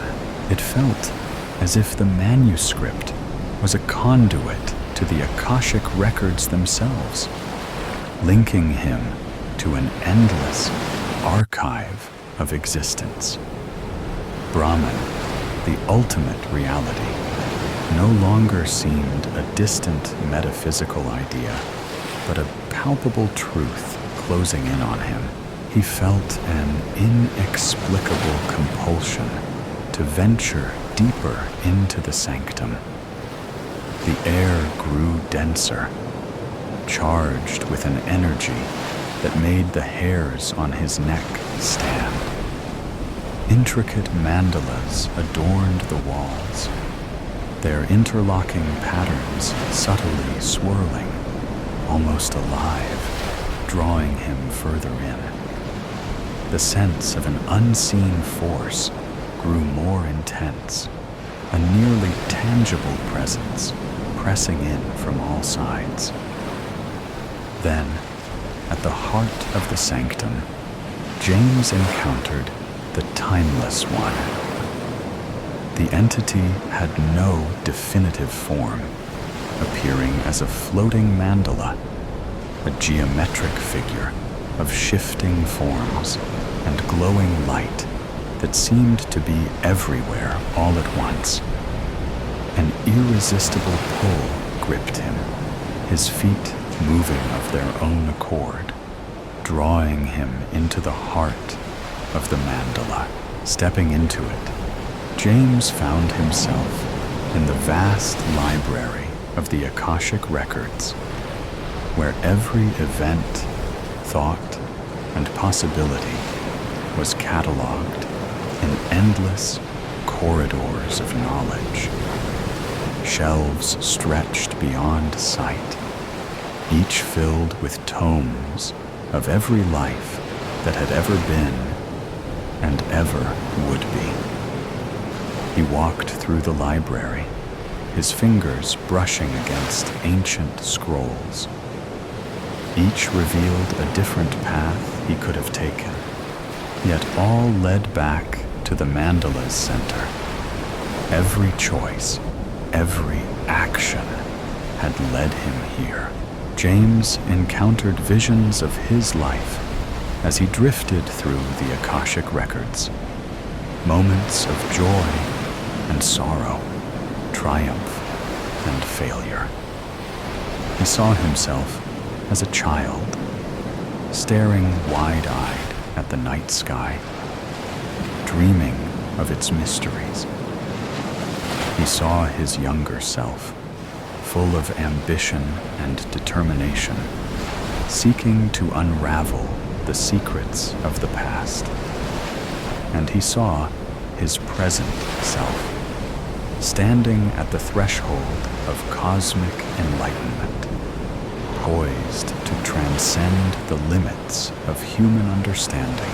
The realization struck him with profound clarity. The illusion of Maya unraveled before his eyes. James's lingering self, a fragile residue of his identity, resisted the truth. He saw himself standing at the edge of the void, the vast expanse of the Akashic records stretching before him. With a final, desperate act of surrender, he let go, allowing himself to fall into the mandala's center. The geometric patterns converged into a blinding point of light. And in that light, the true nature of the universe was revealed to James. The boundaries of his being faded away, replaced by the infinite expanse of the cosmic order. Enlightenment and terror walked hand in hand through his psyche as he became one with the eternal truths that had tormented him. Stepping out of the shining temple, naked and transformed, Agorist waited outside, eyes filled with reverence. Their chants, a deep hum of Om Namah Shivaya, rose and fell like the tide.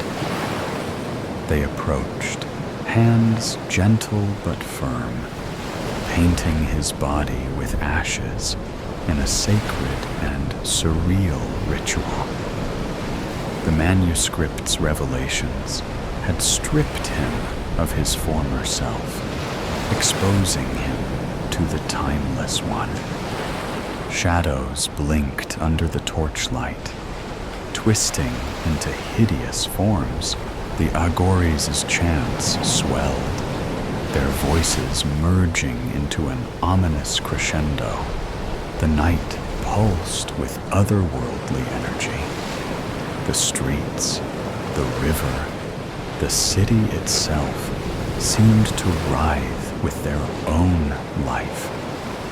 The Agories approached, their hands moving with ritualistic precision, smearing his skin with ashes. The chants grew louder, each note a harbinger of the horrors hidden within that ancient manuscript. The smell of burnt offerings clinging to the air, mingling with the earthy scent of the river. With eyes dark and impenetrable, the Agories lifted him onto a makeshift bier. Their chants rose as they carried him through the narrow streets, the fire casting long shadows on ancient walls. The city watched in silence, as if holding its breath. The procession reached the Ghats, where pyres crackled with an insatiable hunger. They laid him on the pyre, the wood rough against his skin. The flames licked at his skin like a searing pan. The Agories surrounded him, their chants reaching a fevered pitch. He raised his arms and covered his eyes. The words of Krishna to Arjuna rose from the depths of his memory, carried by a voice that felt both his own and not. If the radiance of 1,000 suns were to burst at once into the sky, that would be like the splendor of the Mighty One, he intoned, the words slicing through the night. Now I am become death, the destroyer of worlds. The Agories bowed, their chants rising to an otherworldly intensity, a tangible force pressing in from all sides. The inferno flared higher, casting grotesque silhouettes that danced and twisted in macabre patterns. As the pyre ignited, some Agories stepped into the fire, their chants unwavering. One by one, their bodies were consumed in a final, fiery ritual. Others shared his roasted flesh in an act of utmost devotion. The night filled with the scent of burning flesh and sandalwood. The flames consumed him, the chants fading into a distant hum. The Ghats of Varanasi glowed with an ethereal light, the river reflecting the divine dance. The night embraced him, the pyre's ashes mingling with the sacred waters, a tight-lipped witness to the eternal cycle. Witches get stitches. The tea house was full of women sipping from cups and pouring from various teapots. Mona, Heptonstall, winced. She didn't have any money to buy a drink. She didn't have any money at all. She was only a young schoolgirl. But the sight of all these women put her at ease a little. And God knew that she needed somewhere to feel safe right now. Mona ducked into the shop, past the few tables outside, occupied by little old ladies sitting in the shade. The aroma inside the tea house was exotic and familiar, exciting and cozy. Steam wafted from the rims of mugs, none of which were matching. It was as though the owner had put serious effort into ensuring all crockery sets were different. Women sat clustered into groups and pairs, chatting away. Some sat solo, unconcerned with their lack of company. They smiled, contented and closed-eyed, into the sunshine while sipping their brews. On the walls, various posters and flags hung. There was something about flowers and plants here. There was something about animals being friends there. The symbol for females, the circle above a cross, was here. Rainbow flags and a flag with light blue, pink, and white stripes hung there. Plant pots housed a forest's worth of greenery, growing in every direction. The flowers crawled up stakes and dangled from shelves, and dog-eared books about cooking, herbology, feminism, and equal rights were everywhere. Mona's thudding heart slowed, and her stitched-up eyebrow settled into a steady pulse. This tea house was a nice place, a good place, one that she imagined that grubby Gilbert wouldn't think to check. She glanced over her shoulder out the window into the sun-drowned street outside. Grubby Gilbert Boyd came plodding along as if on cue, a frown etched upon his bovine countenance. His pot belly bounced as he slowed to a trot, his head jerking around like a pigeon's. A bead of sweat trickled down his forehead. Beneath his food-stained shirt, his chest rose and fell with heavy breaths. His eyes passed over the tea house, and he didn't seem to register it was there. Then he moved on. A few seconds later, Gilbert had passed the shop and disappeared down the street. She couldn't help but grin at the boy's stupidity. If only it were always that easy to escape his chubby fingers. Everyone, her teachers and parents, said he only picked on her because he liked her. He pushed her and pulled her and tripped her up because he fancied her. To Mona, this had made no sense whatsoever. First, why would you do those things to somebody you liked? Second of all, what kind of excuse was that? She had to endure this unhappiness because of the reason behind his actions. Besides, even if he had asked her out, she didn't think he was all that interesting or good-looking. She wasn't interested. When she'd split open her eyebrow after he'd stuck his leg out last week, she hoped that'd be the end. Alas, grubby Gilbert didn't give up. She stepped to the side to watch him trot down the street. She walked right into a table whilst she gazed in the opposite direction. Mona squeaked, timid like a mouse, As time slowed around her, the table toppled over. The mugs crashed to the floor and disintegrated, spilling hot tea over the rug. The floury doily drifted to the ground, where the liquid stained it brown. The two women flinched backwards from the carnage and squealed. They escaped the flying china unscathed, but lost their beverages to gravity. Mona gasped, wide-eyed, hands raised in self-defense. Oh no. Oh no. No.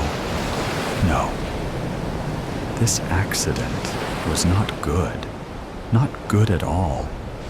She had no money, nothing with which she could make amends.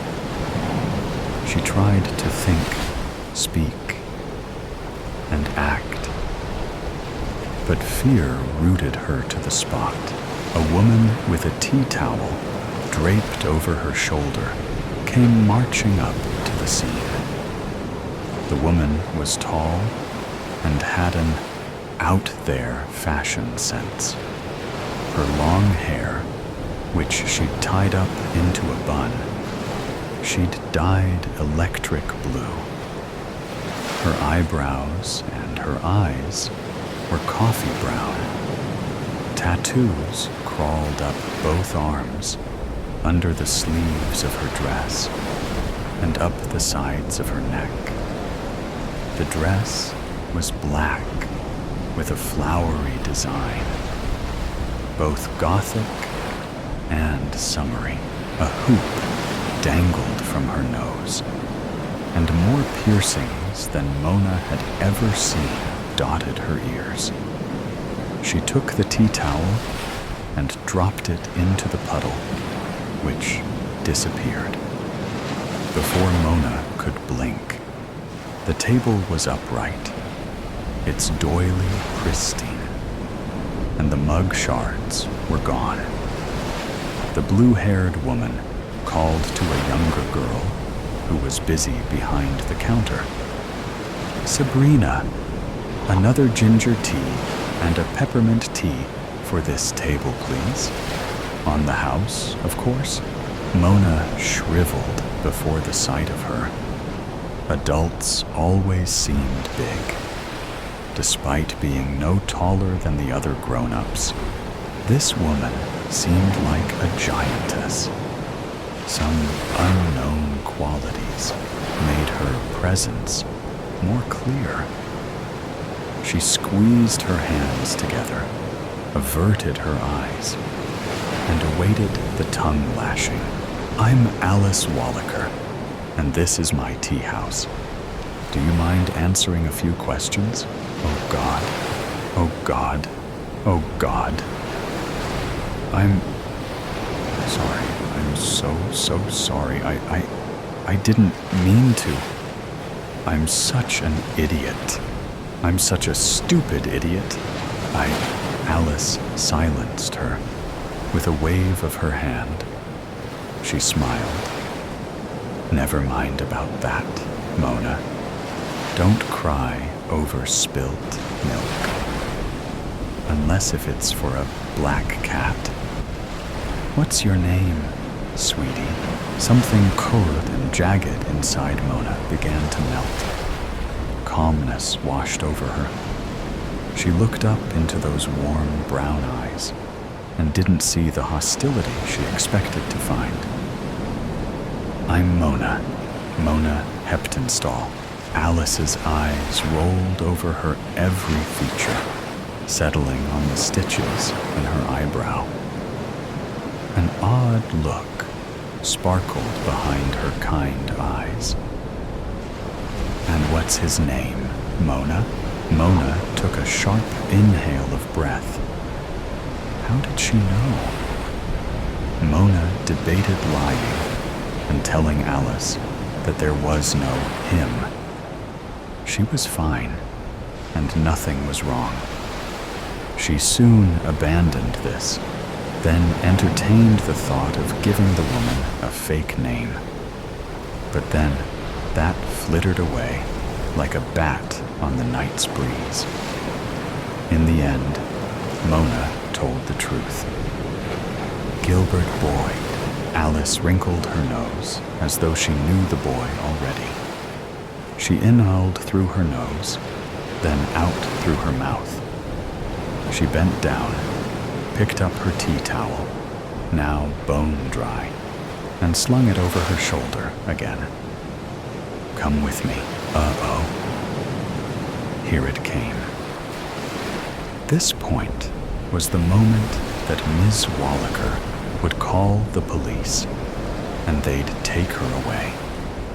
The cops would call her school, and the school would tell her parents. She'd be in so much trouble because she wanted to escape grubby Gilbert. Alice ushered her through the packed tea house with a gentle hand on one shoulder. It seemed that every pair of eyes watched them go with hungry curiosity. And something else was in those gazes, too. Alice took her into the back of the tea house, past the telephone. Mona opened her mouth to ask, but then closed it again. Alice opened a door near the back of the building and led her down a beautiful wooden staircase. Despite their descent, the sunlight seemed to grow stronger. It shined through windows that should have been underground. She pushed open a grand pair of double doors and brought her into. Mona frowned. A library? Alice turned to face her. She stretched her hands out either side of her, as if reaching for the walls. Behind her, shelves of books stretched on for an impossible distance. Here and there bustled all kinds of women. They scanned shelves and pored over forgotten tomes. Some looked happy and healthy. Others looked battered and bruised. Expressions ranged from interest to anger. A middle-aged woman with a black eye gritted her teeth and flicked through the pages of a thick book. Nearby, a granny chuckled into her stack of open books, mumbling about teaching the bugger. Yes, said Alice, a library, a special library, a secret library containing hidden knowledge for people like us.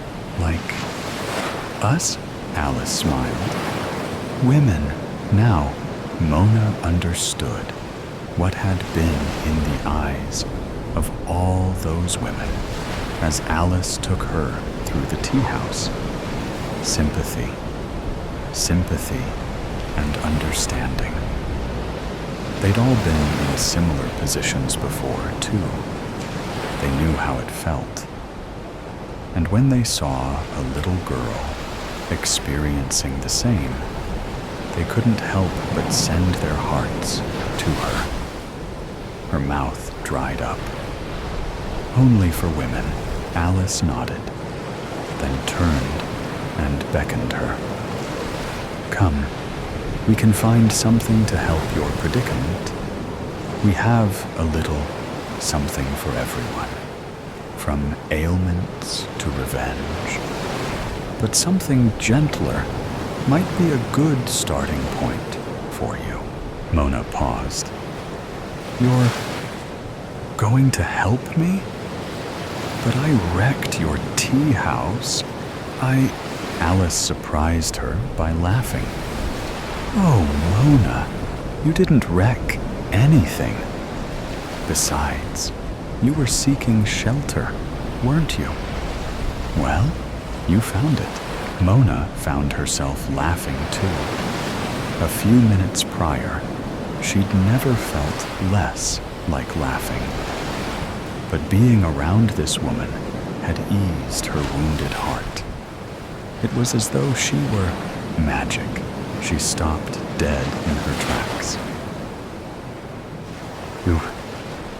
Are you? Alice turned, eyebrows raised, mischief written in the color of her cheeks. She said nothing and waited for Mona to ask. She blurted it out. Are you a witch? Alice's eyes danced. Why, of course. All the best women are. She'd expected to feel terror, coldness, claustrophobia. This woman was into the dark arts.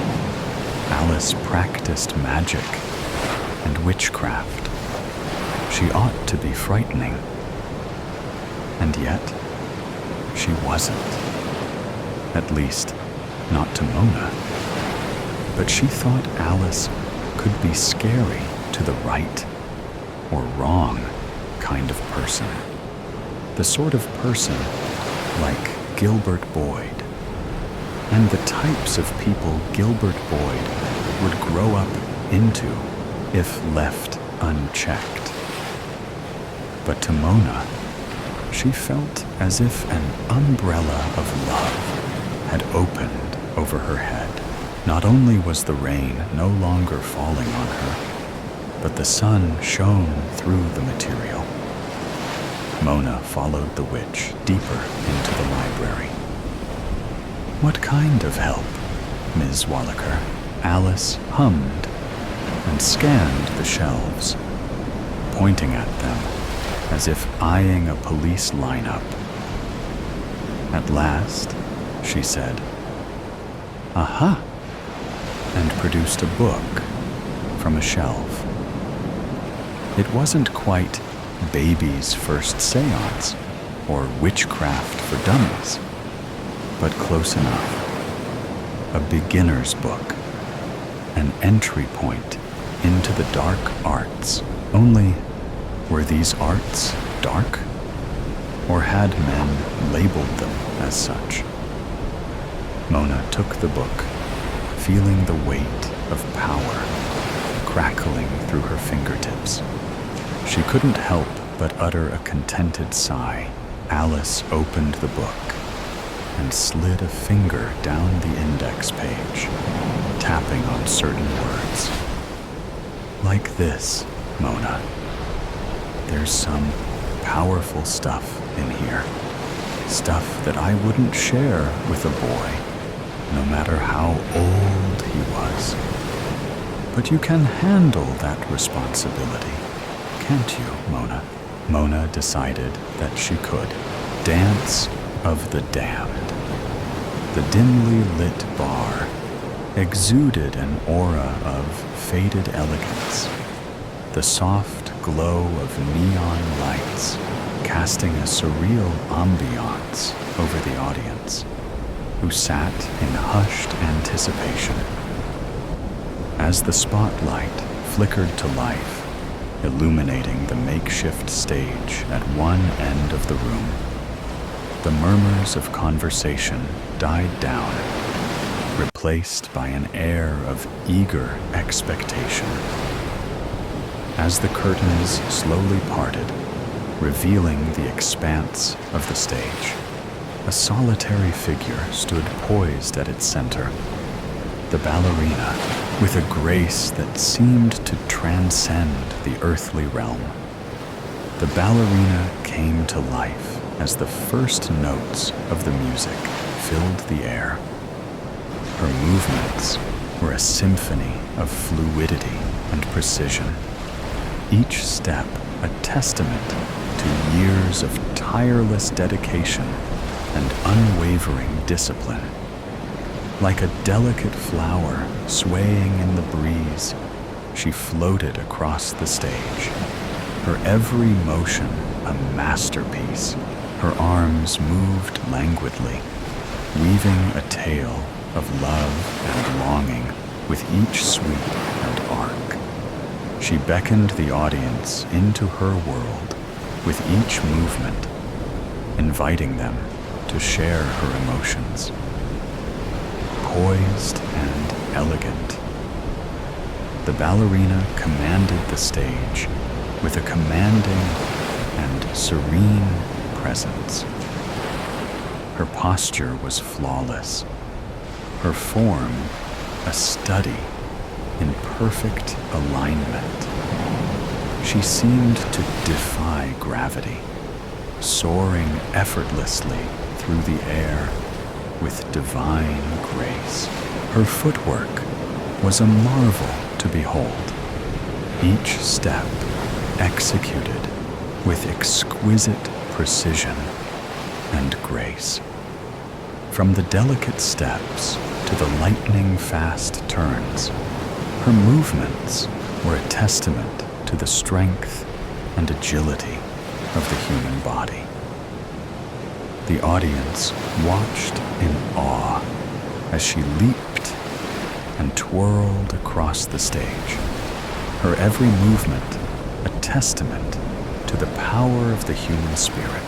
But beyond the technical prowess, the ballerina's ability to convey emotion captivated the audience. With each extension of her leg and each arch of her back, she imbued her performance with a depth of feeling that resonated with all who watched.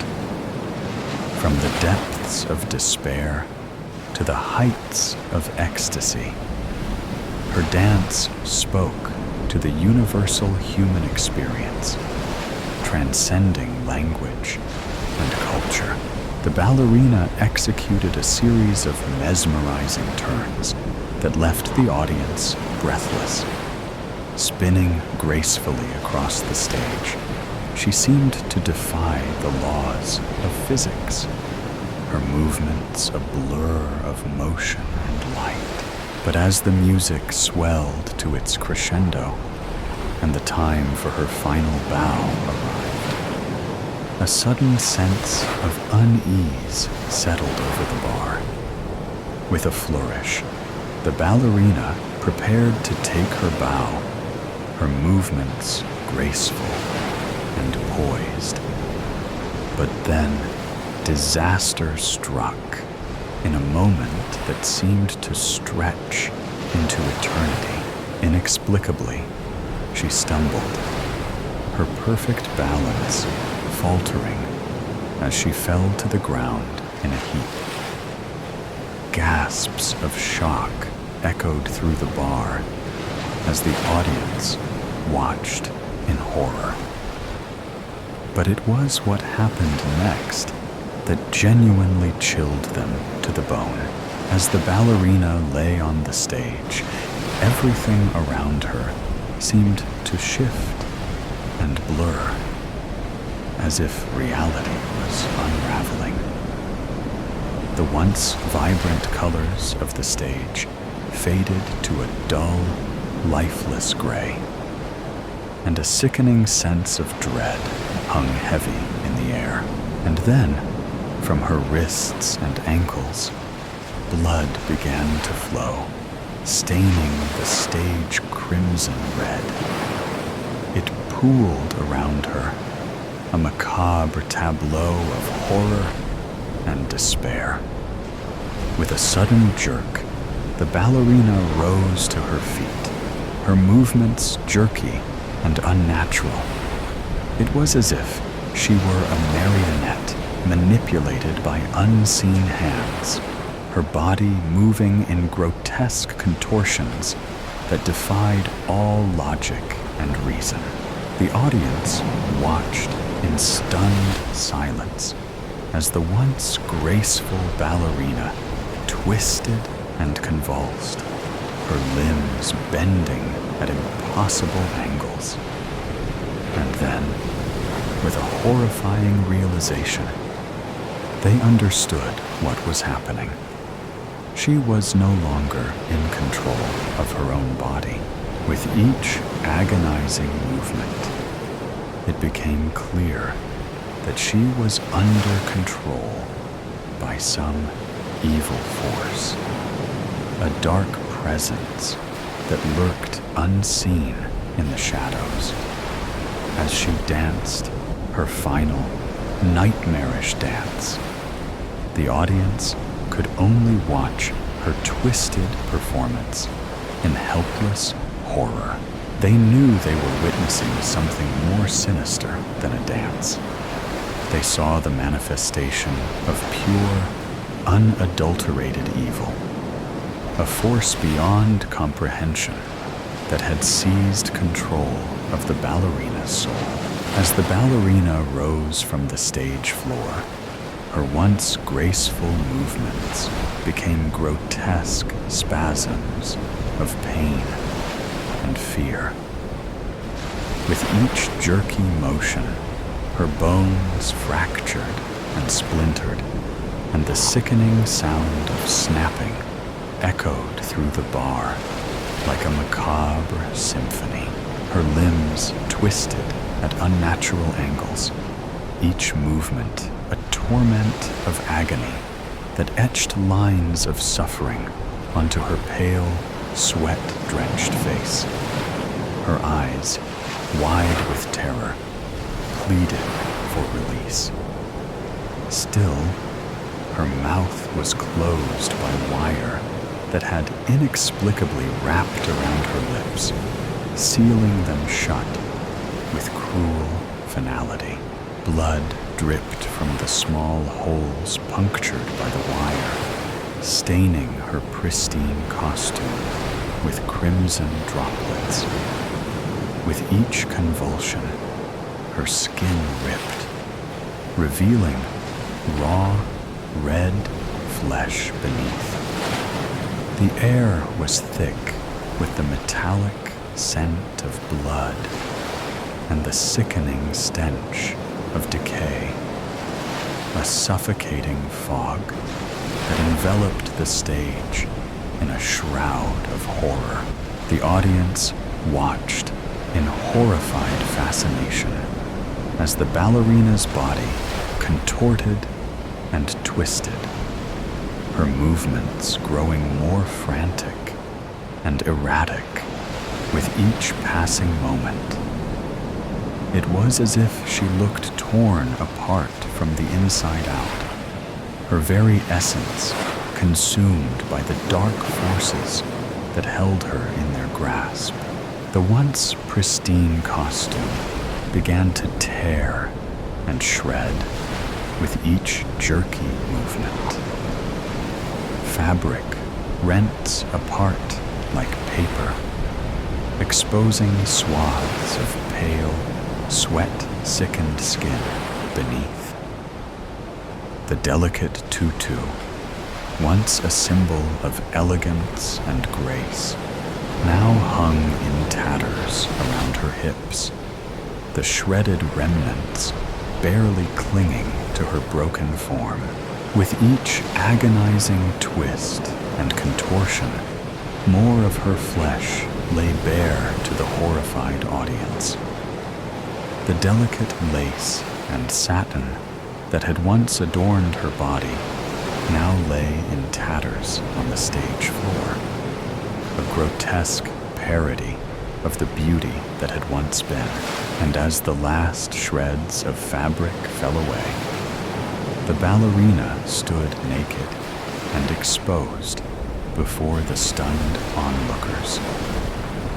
Her body, once a vision of perfection, was now marred by bruises and welts, the result of the unspeakable torture she had endured. The audience, pinned to their chairs by a mixture of terror and morbid fascination, could only watch in horror as the ballerina's broken form was laid bare before them.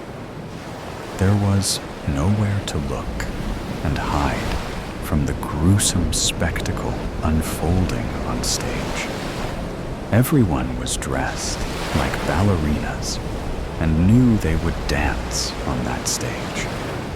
They wanted to run, but couldn't move, as an invisible force controlled them.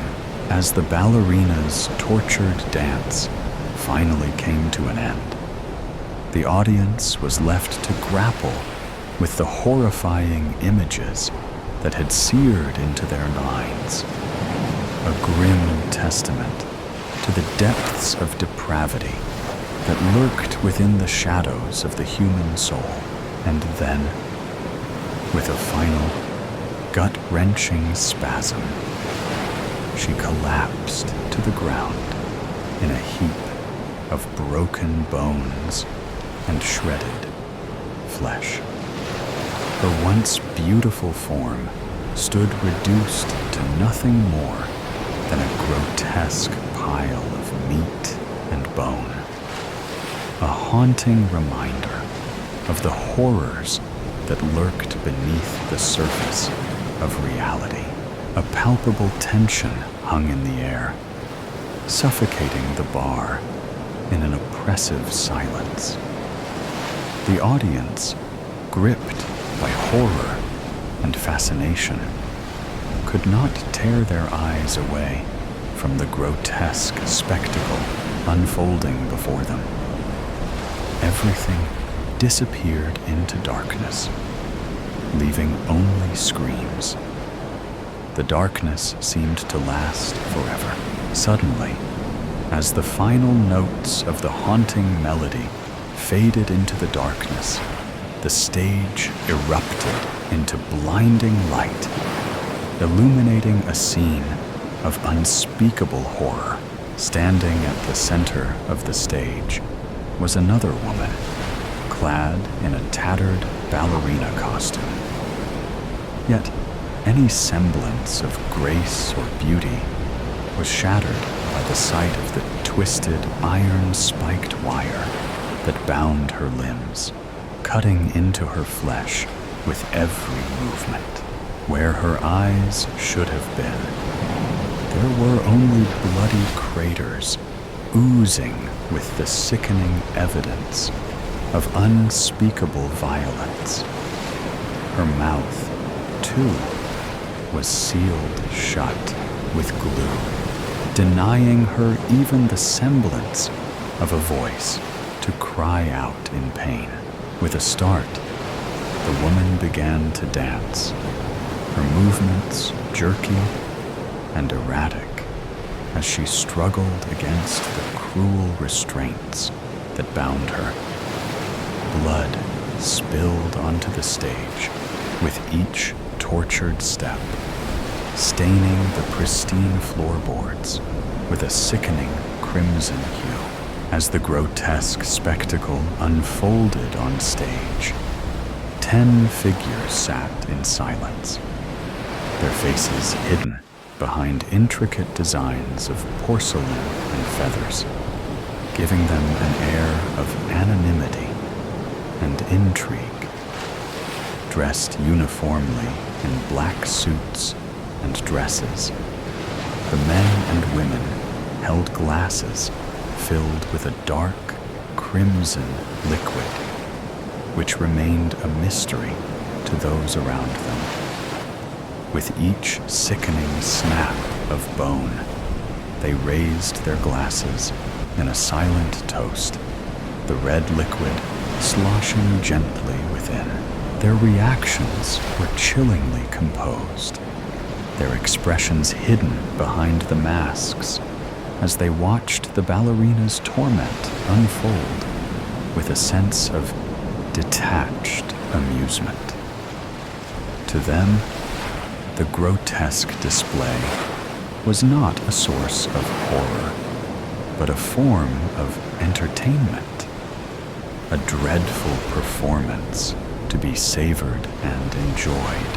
And so, as the final horrific act played out on stage, and the ballerina's lifeless form lay crumpled on the ground, the figures rose from their seats in unison, their masks giving nothing away as they started to laugh. What lies beneath? Summer 1972. Road trip! Pam screamed over the sound of the jukebox. She had shoved her chair aside, since there was no dance floor in this hole-in-wall bar, her arms in the air, hips bumping and grinding to the beat, feet barely moving. After half a pitcher, she could sway her hips or move her feet. She opted for swaying to Otis Redding. Wastin' time. Barb was still capable of doing a fair lip sync of sitting on the dock of the bay. Pam, a tad too wasted to remember all the words, fancying themselves the last hippies, the two girls planning to leave their homes in Georgia and head for the Frisco Bay.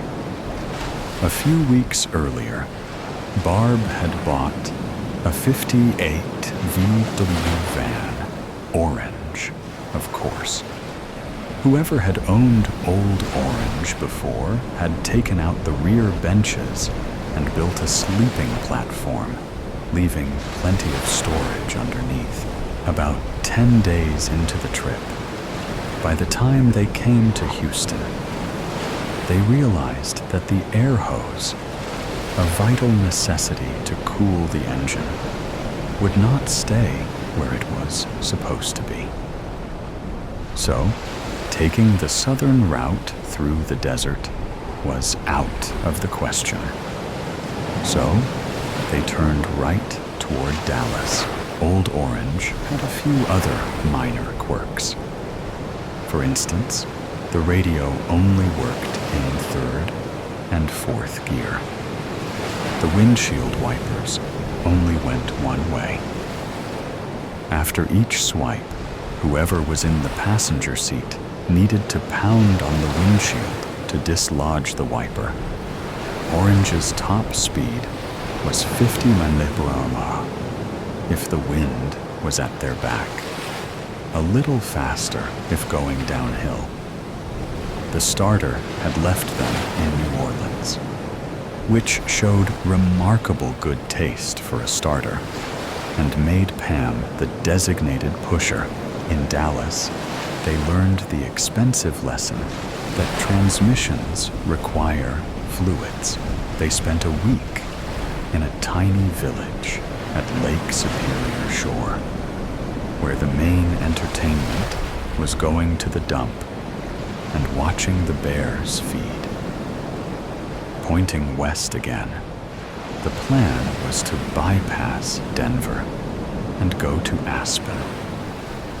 Orange was willing but unable to keep the minimum speed of 40 miles/hour while climbing up I-70. Once again, a detour was needed. They headed north into Wyoming before turning west again. 2 days later, they left Jackson Hole after breakfast and entered the Grand Tetons with its raw, relatively young peaks. Mid-morning, they pulled in at a rest stop next to a small lake. It was mid-June. The north slope had been warmed by the sun for several weeks and was carpeted with wildflowers, every color in the rainbow, and all the ones in between. The south side was still holding on to patches of snow. This contrast, on either side of the still water, reflecting the blue sky, was breathtaking. While Barb was coaxing enough life from the Coleman stove to heat water, Pam stretched her legs. Avoiding the clumps of snow and sludge, she made her way up the south hill. Feeling a rumble in the ground, she was stunned at the sight. When she looked over the top of the hill, animals, moose, elk, deer, rabbits, skunks, buffalo, the odd wolf, all running eastward. Pam was a city girl, but even she thought this was strange. None of the animals paid any attention to her or each other. They ran, stampeded across the meadow as fast as their legs would move. Worried, she returned to the van. Barb listened and shrugged. "It's nothing," she said. "If there was a fire, they would have closed the park. Let's have our coffee and go on." Pam wasn't so sure, but took her word for it. Soon they drove on, admiring the breathtaking majesty that are the Tetons.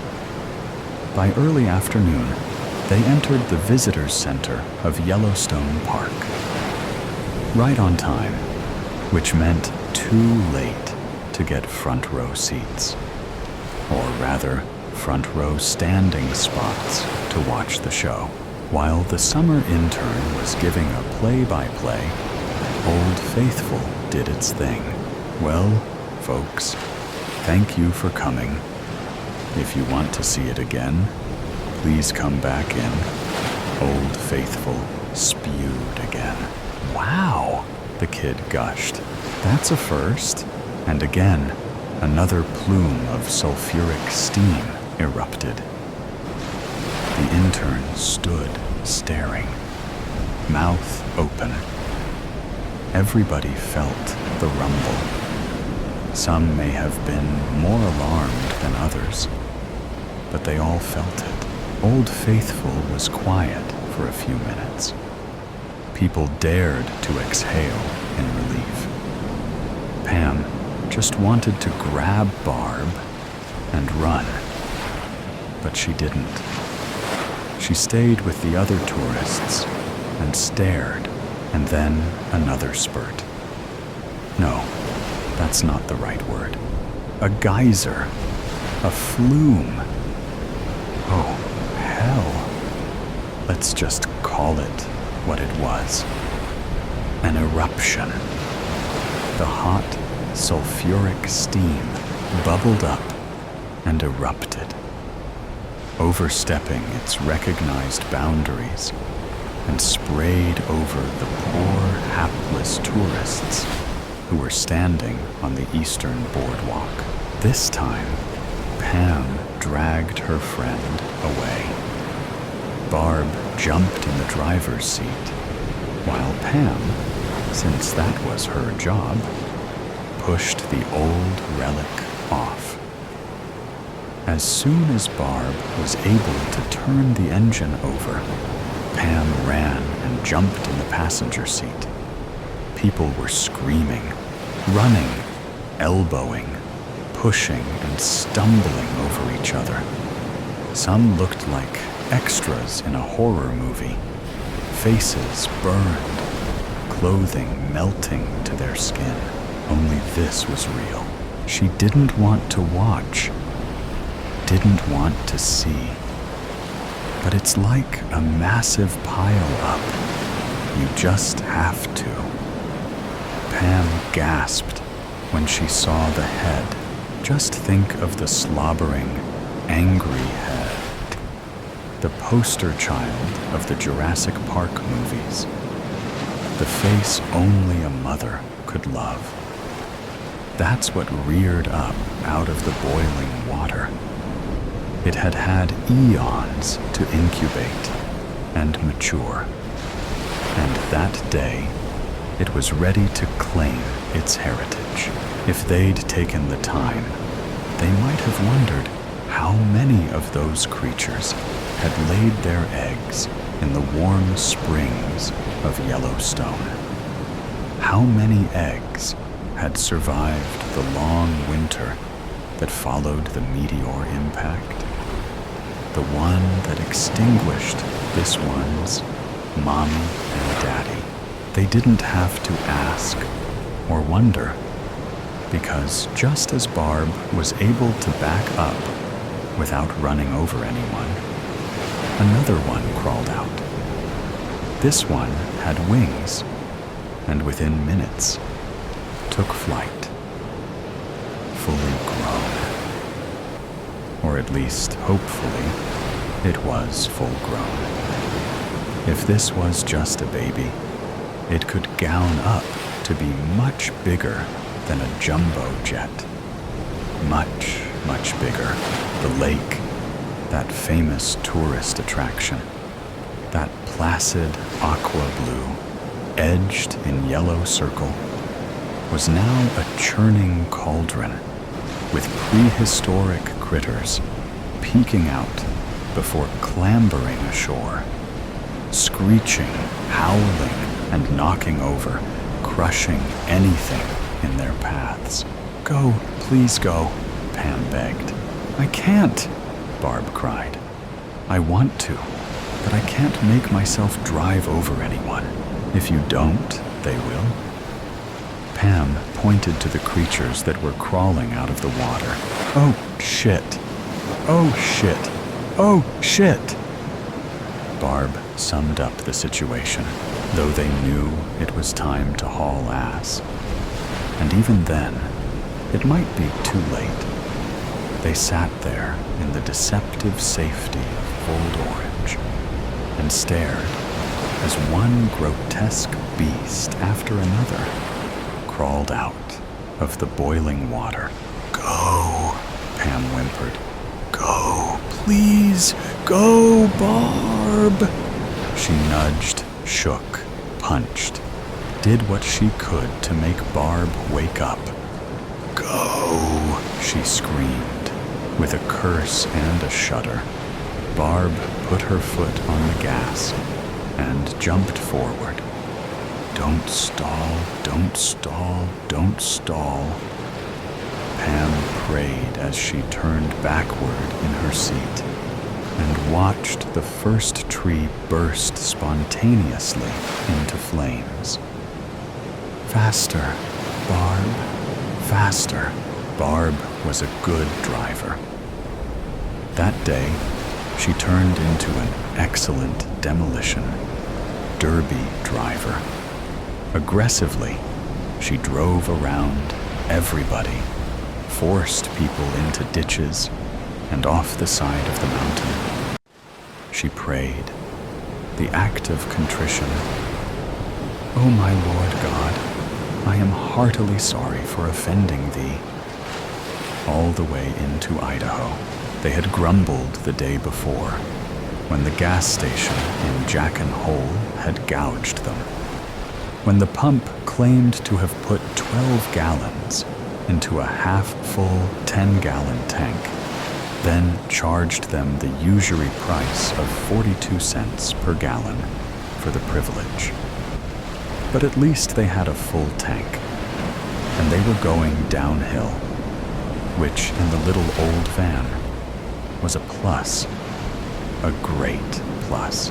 Maybe those flying creatures were colorblind and couldn't see orange because cars left and right, front and back of them were picked up and dribbled like basketballs, rolled like marbles, stepped on like empty beer cans. But Barb weaved and bobbed and evaded their games. It didn't take long, just a few millennia, to make it to Shoshone ice caves, where they huddled with hundreds of other refugees, till the National Guard came to tell them that it was safe to leave the cave. Pam and Barb never made it to San Francisco. Old Orange threw a rod the next day.